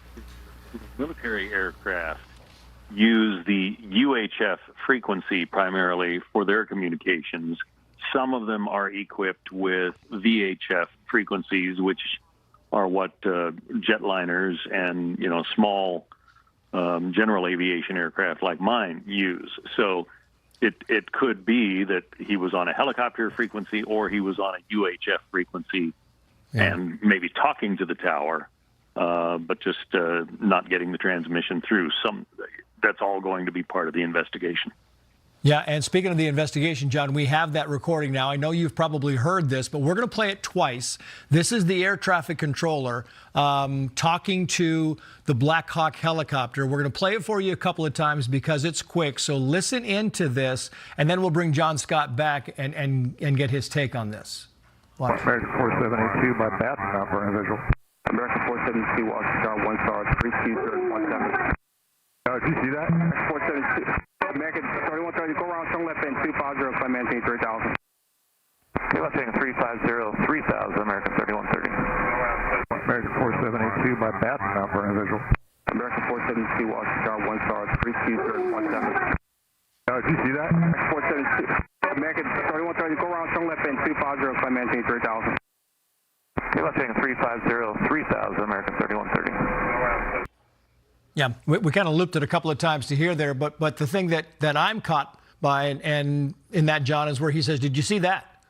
And I don't know what he means. He said, "Did you see that?" It's surprising. I believe that's another aircraft who saw the explosion.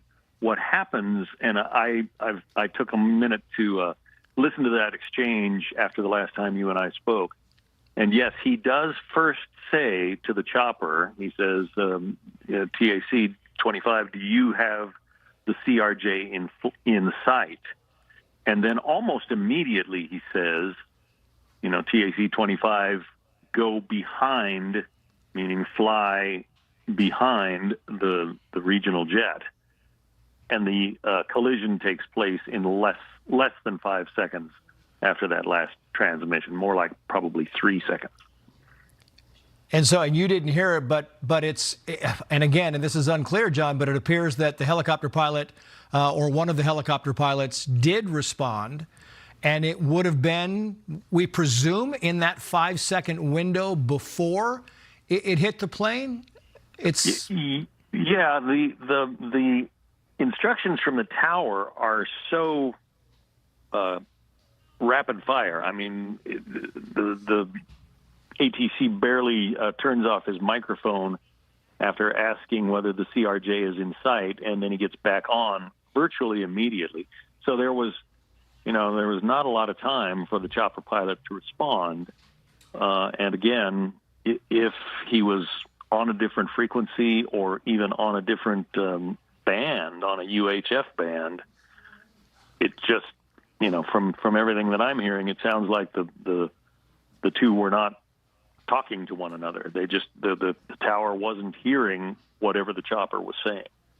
Wow. Yeah. Great insight. John Scott, who's a pilot, been covering aviation analysis and disasters for a very long time. John, thank you. We appreciate your time. And just so we can kind of get a clear vision of this, so the helicopter hits the plane and they both go down. And now we know, and by the way, we're waiting for a news conference. You see in the right-hand side of the screen that was set for 12:30 East Coast time. It's now 12:52 and 24 seconds East Coast time. We haven't gotten any word about that news conference being moved up or back or canceled. So it still appears to be not on schedule, but it still appears to be happening at some point in time. But the plane is hit by the helicopter, and they both go into the water. And now we have learned that those aircraft are both in the Potomac, and the helicopter is upside down, and you have the plane that is broken in at least two pieces, which we're being told from the people on the scene, at least two pieces, and they are visible, as Chad Pergram told us. Pieces of the fuselage are visible. This appears to be those gathering for the news conference, visible, and the teams were on scene to actually go through and assess that. So as soon as we get a shot of the front of this news conference, here we have it right now, let's listen in very quickly.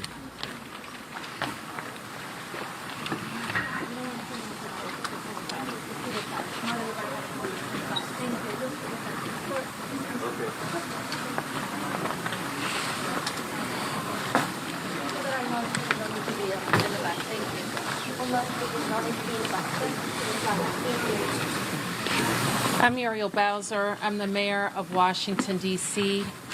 I'm at Reagan National Airport. I am joined by United States Transportation Secretary Sean Duffy, United States Senator Jim Moran, Senator Roger Marshall, Jack Potter, the CEO of the Metropolitan Washington Airports Authority.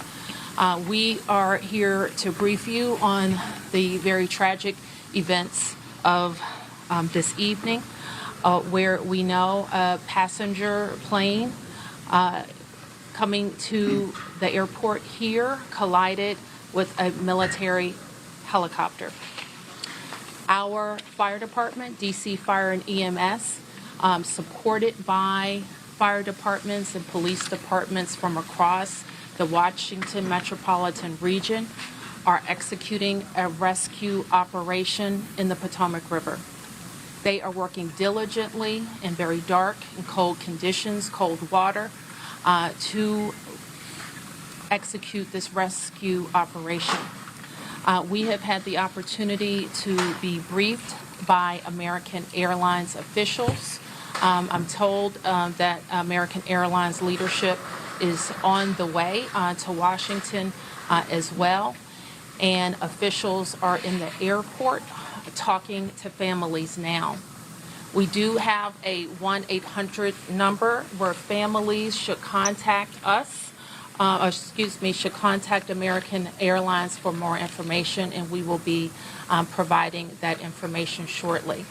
I am going to turn to a number of officials to provide as much information as we can this evening, and we expect to have more frequent briefings at daylight.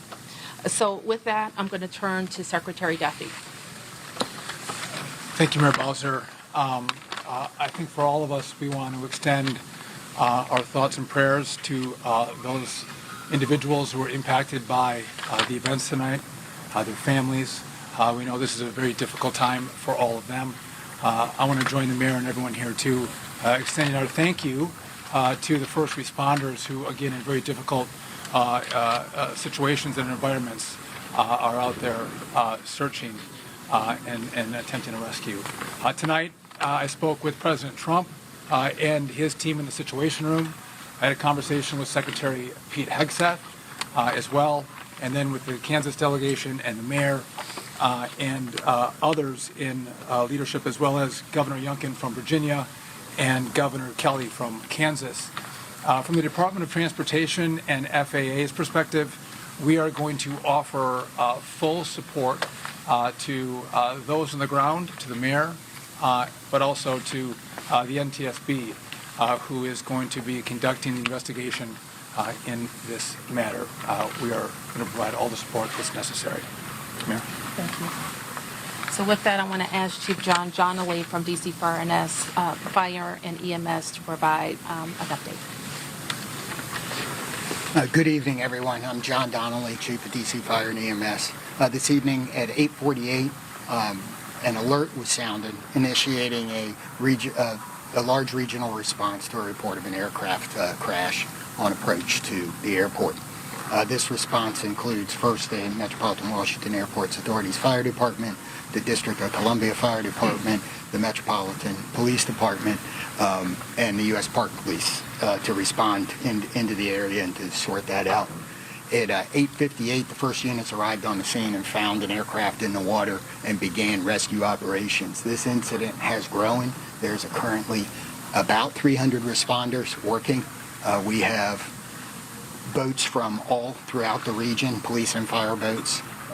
We have a mutual aid agreement in Washington, D.C., the National Capital Region Mutual Aid Agreement administered by the Metropolitan Washington Council of Governments, and we're all operating under that.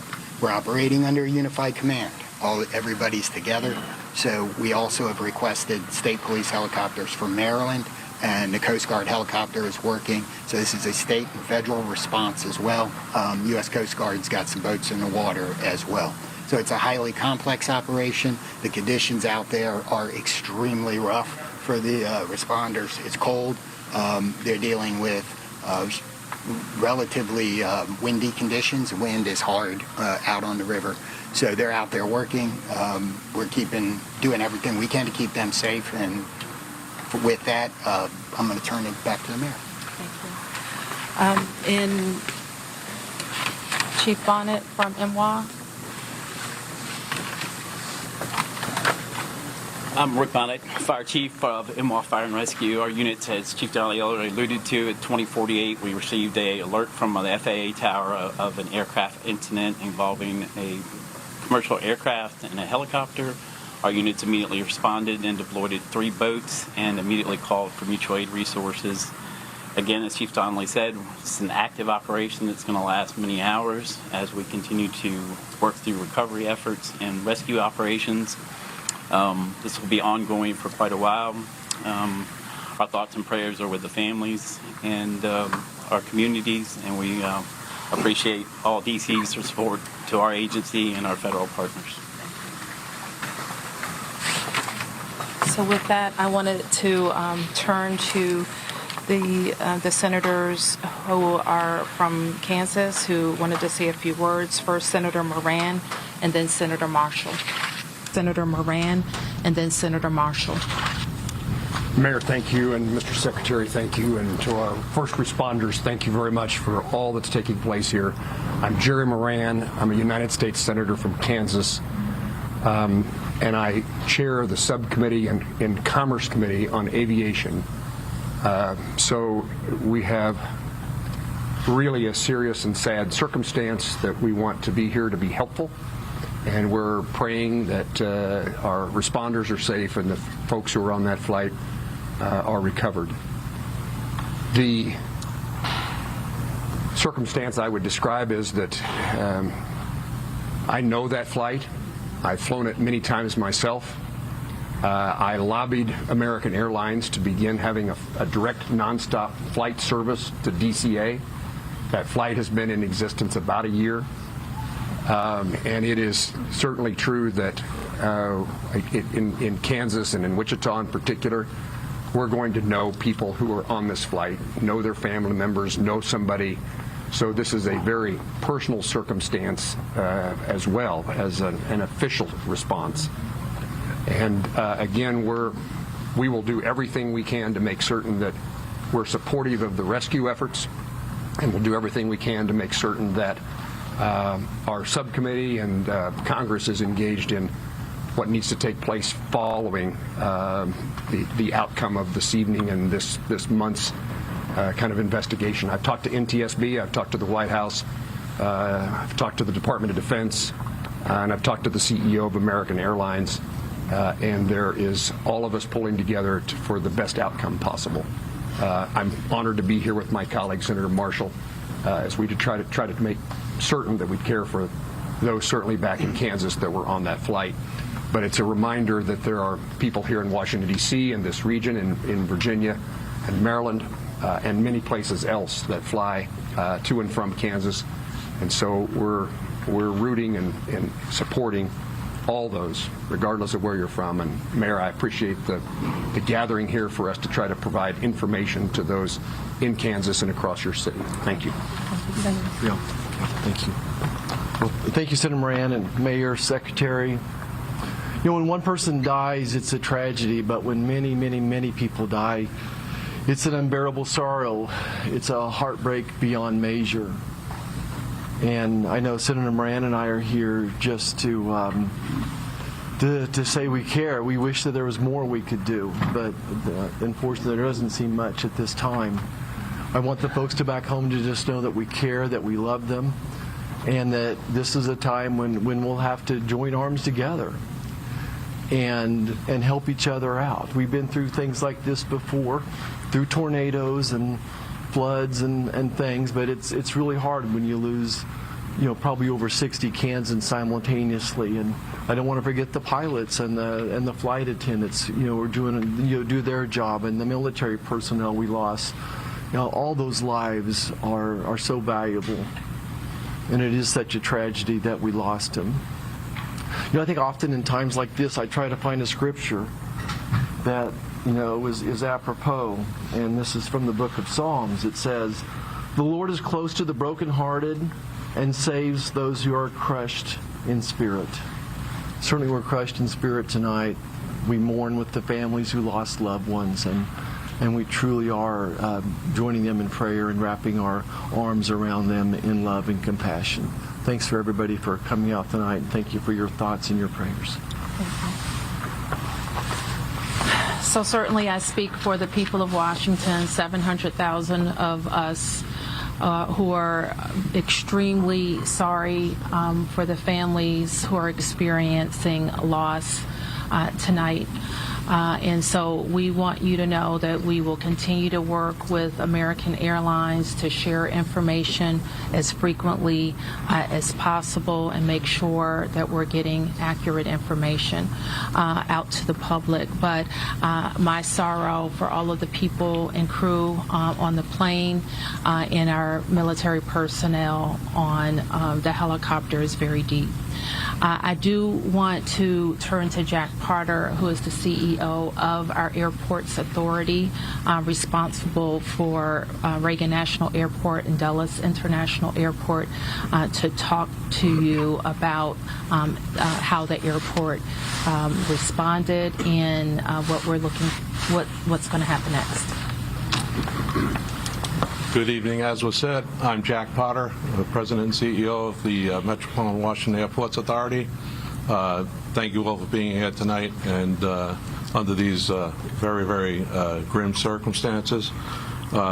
First of all, I want to let you know that we're providing support to all the families who are involved. American Airlines has established a phone number for them to reach out. That's been published, but let me repeat it. It's 1-800-679-8215. So families of folks that were on the plane are asked to contact them.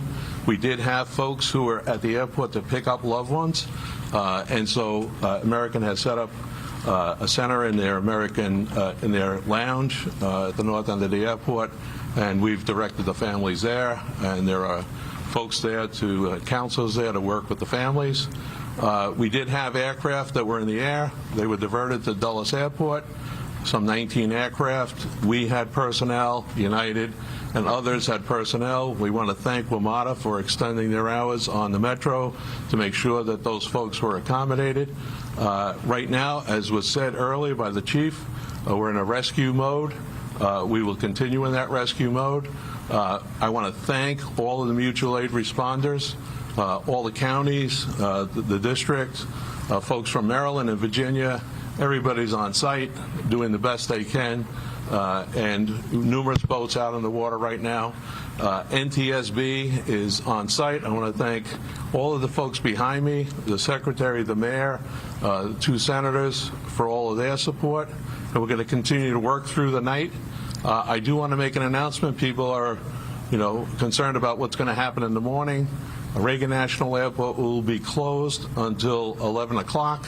That's when the first flights will take off. But we're going to continue to do our best and work through this situation over the course of the night, and we hope to have more news as it develops. But for right now, It's a very difficult situation out there with the cold. It's very dark, but there are numerous boats out there. There are dive teams out there. So, again, we'll continue to work the situation, and I'll turn it back to the mayor. Thank you very much. Thanks for that update. And you've heard that in the National Capital Region, the district, of course, is Washington, D.C. is at the center, but we are a close region. We have heard from the governors of Maryland and Virginia, the mayor of the city of Baltimore, all who have sent us personnel to help in the rescue operations. Last thing I'll note is just to our local viewership, and just please let our first responders do their work. Try to let our vehicles get to scenes and through scenes. We don't want anybody else to get hurt because of moving vehicles, okay? So we will be able to take a few questions. There's not a lot that we can say. We won't be able to say anything about an investigation. As you know, once Fire and EMS completes the rescue operation, then the investigation goes over to the National Transportation Safety Board. And I'm sure the Safety Board, NTSB, will provide information about when they will be briefing about an investigation. So we'll take a few. Yes? Can you confirm that both aircraft are in the water, and perhaps Chief Donnelly can explain what's involved in conducting an operation like this? Yes, both aircraft are in the water. The focus now is rescuing people, and that's what all of our personnel are focused on. And Chief, I think he's given a pretty good description, but if there's anything else you want to add, Chief? I would just say that the boats are out doing searches. We have divers on both aircraft, and they're searching the aircraft at this point. Right. Yes. Have any survivors been found, and how many bodies have been recovered? All we can confirm tonight is the number of people on each aircraft, 64 people on the American Airlines plane and 3 people on the military helicopter. And we can't provide any more information about recovery efforts. 2 people have talked about lost loved ones. So how do you know that there might be people who have lost loved ones? I didn't say I didn't know people had lost loved ones. I said we can't talk about any of the recovery efforts in specific tonight. Yes. Secretary Duffy, I'll call on who's next. Yes? Thank you, Mayor Bowser. Will this affect operations at Dulles and BWI? Will the Potomac River traffic be closed to boats? Yes. And so Jack has talked about, Jackie, can you talk about Dulles? I'm not sure we can talk about BWI, but we can talk about Dulles. There is no impact at BWI or at Dulles. As I said earlier, our airport here, Ronald Reagan National Airport, will be closed until 11 o'clock. Obviously, that will be fluid. We'll learn more, but we wanted to advise passengers who might be coming to the airport in the morning that we will be closed until at least 11 o'clock. Secretary Duffy. A question for Secretary Duffy. Yeah, 1 second. You're next. Hi, Mayor. Thank you so much. So, just other than the current situations, like we know the water is extremely cold and it's very dark outside. Although Senator is saying that there are numerous boats in the water, but what's the biggest challenges for the rescue team? What best scenario we can expect in the coming few hours till morning? So the challenges are access. The water that we're operating in is about 8 feet deep. There is wind, there is pieces of ice out there, so it's just dangerous and hard to work in, and because there's not a lot of lights, you're out there searching every square inch of space to see if you can find anybody.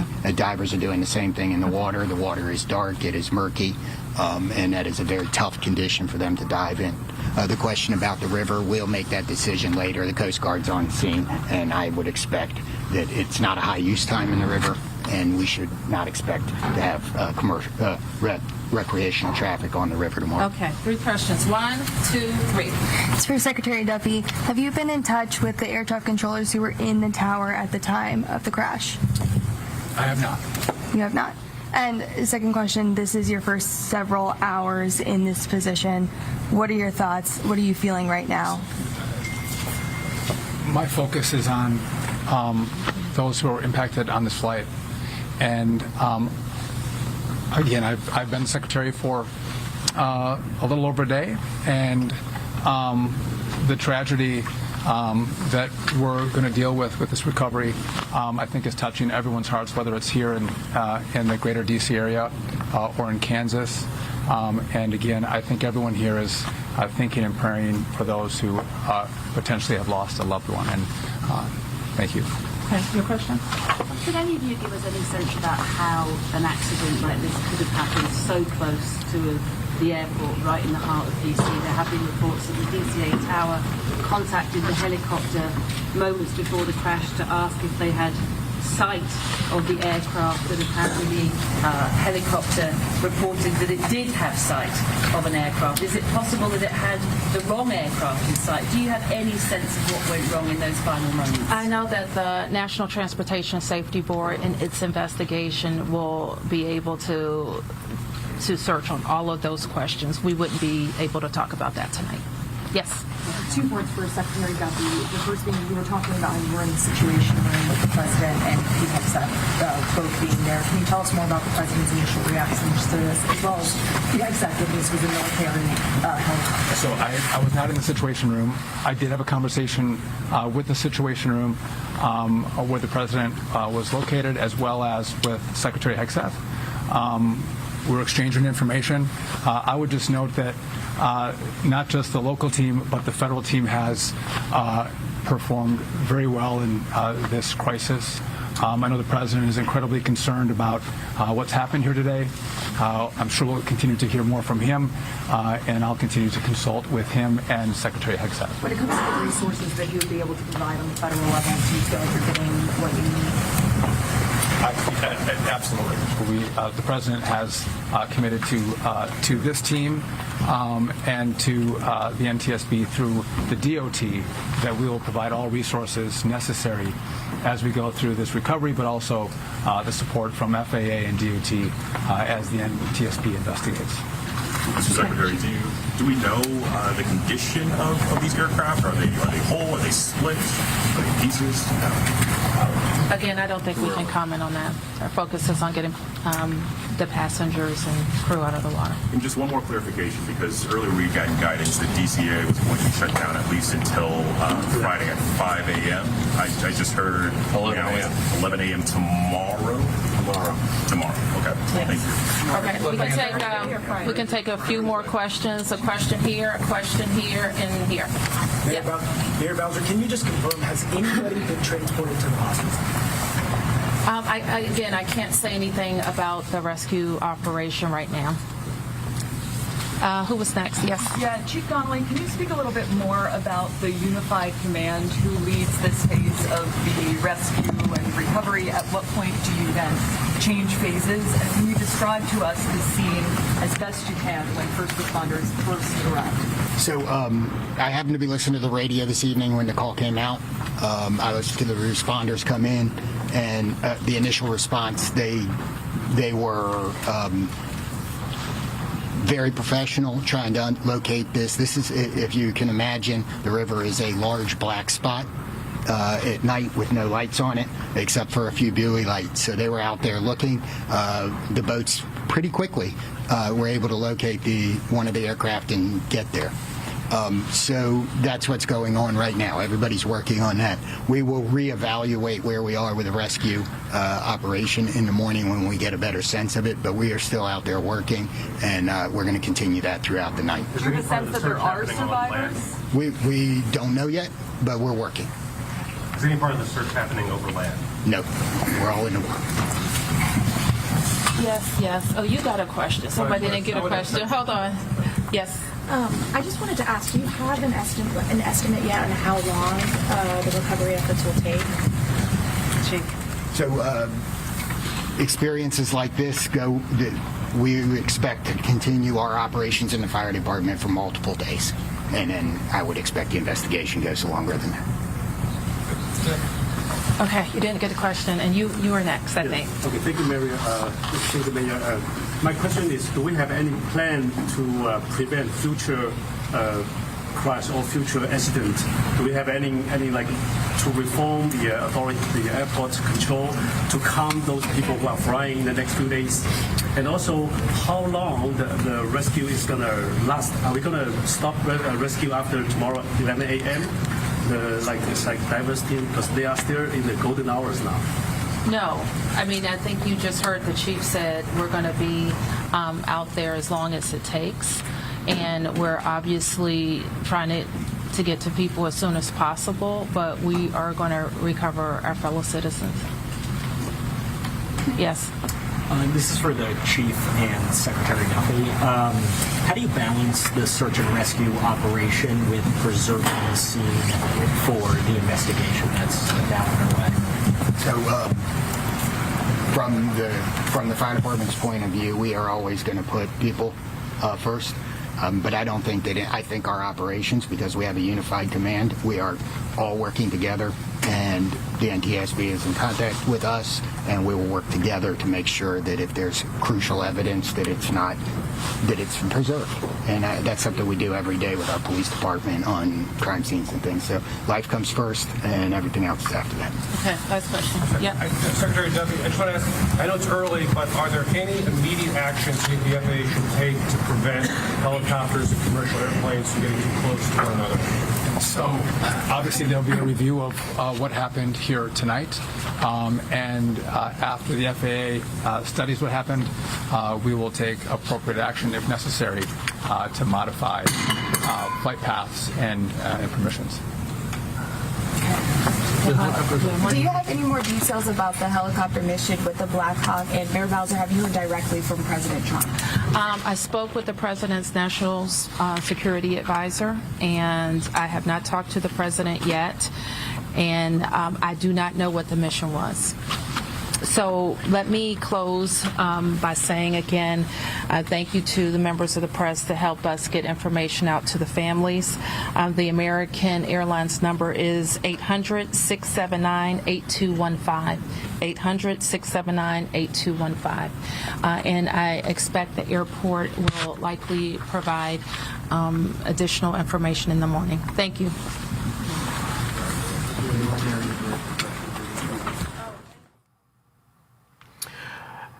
You have been listening to a very important news conference just moments ago here on Fox News Channel. Kevin Cork, Jonathan Hunt with you as we continue our live coverage of the devastating air crash just outside of Reagan National Airport. Kevin in Washington, Jonathan over in Los Angeles. Jonathan, just very quickly, what did you most notice from that news conference there led by the mayor of Washington, Muriel Bowser? Yeah, interesting, Kevin, to listen to all of the officials there.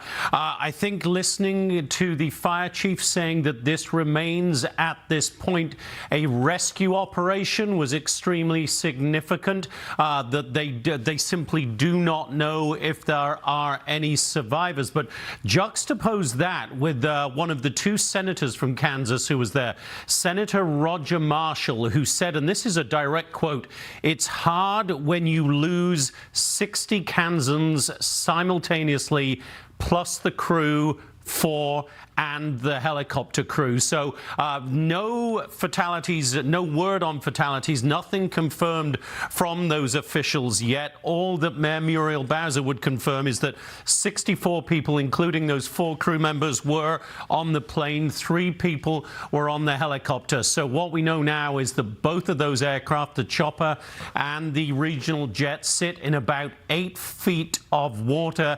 And according to officials, this remains a search and rescue operation. Let's go now live to our correspondent on the scene there, Mark Meredith. Mark, what are you seeing from where you are?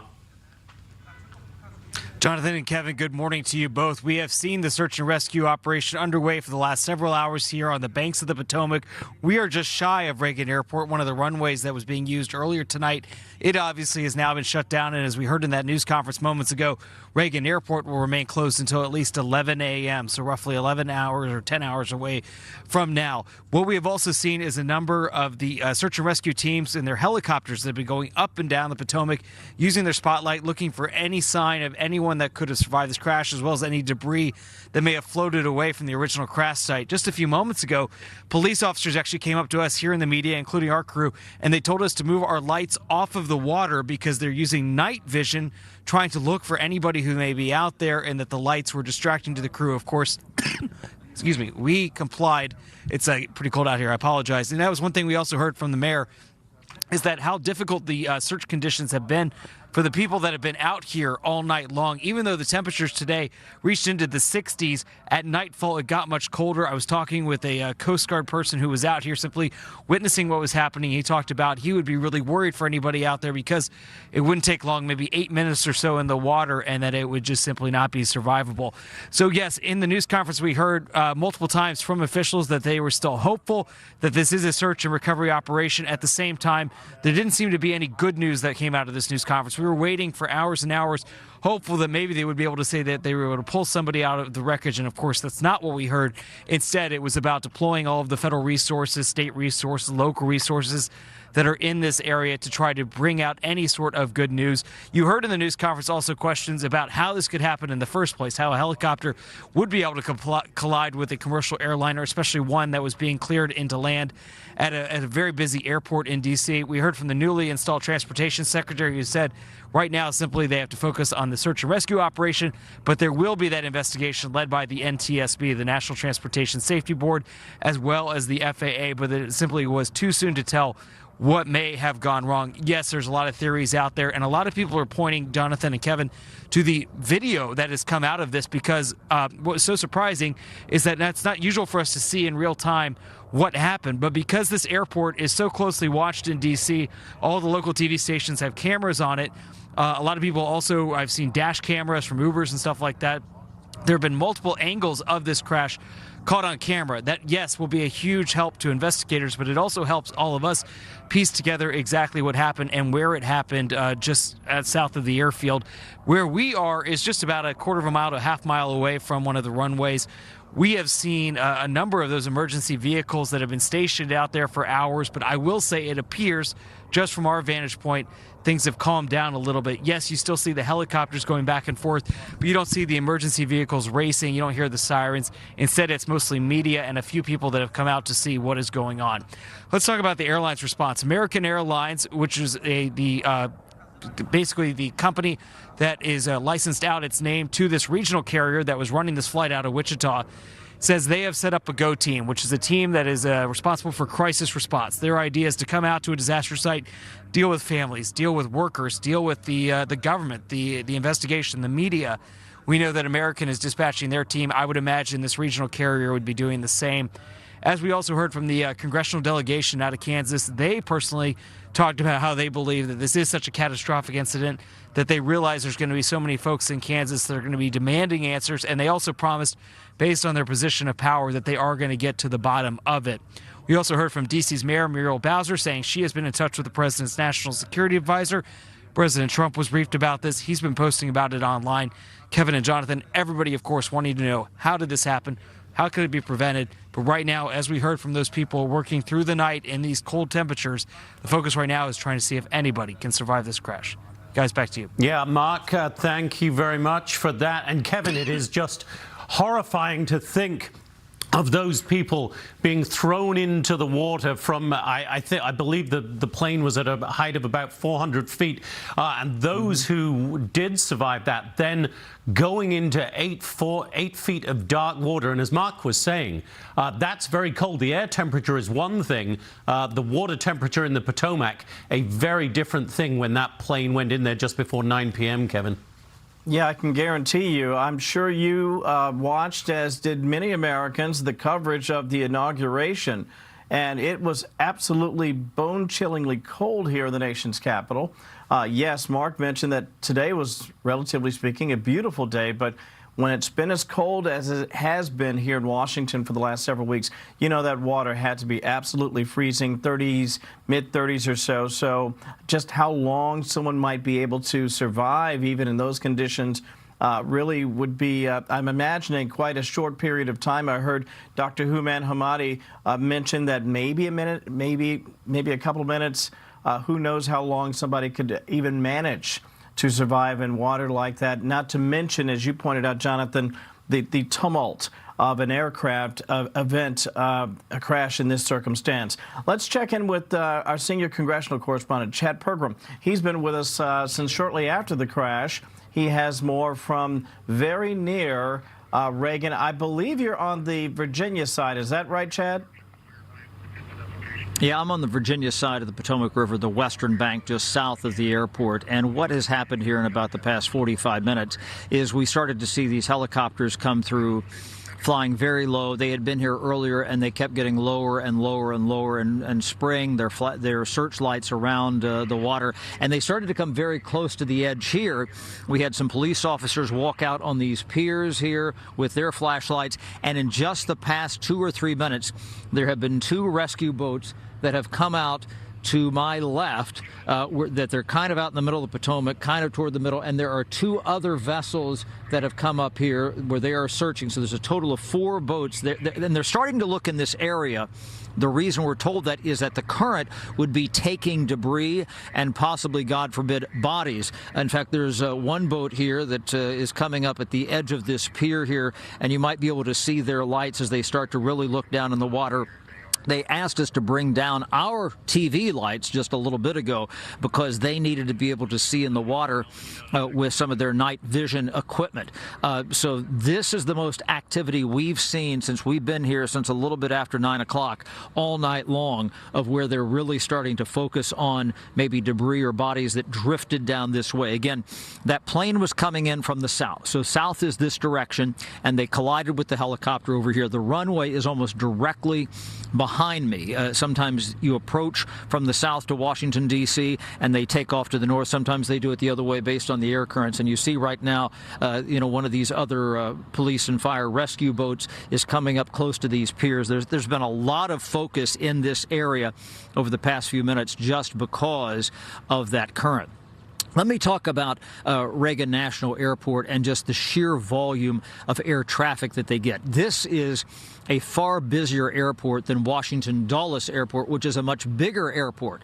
There was talk after 9/11 about trying to shut this airport down.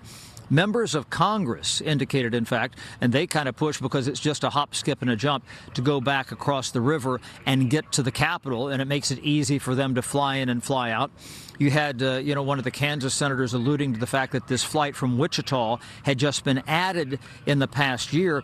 And I should note that there was a very controversial provision that was put into the authorization of the FAA bill, which they passed last year, which was to continue to add slots here at Reagan National Airport. There were some who were against it, saying it made it too busy, it was unsafe. Others who were saying, hey, this is good for the economy, we get more people coming in.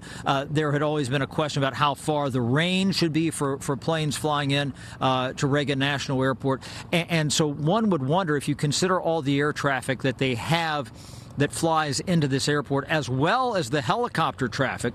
That's something when I drive across what's called the 14th Street Bridge here in Washington from Northern Virginia into Washington when I go to work at the Capitol. I see low-flying helicopters almost every day, and they're below that flight line, and then sometimes you see the planes coming in. It's kind of a dance that they all do day in and day out. You see that constantly. And there's another helicopter that I can't quite see yet, but I can hear. It seems like it's a little bit to my south. It's starting to arrive, and again, we're starting to have more activity out in the river. Here comes one of these other flights right now, and you'll see them, flash on their big searchlight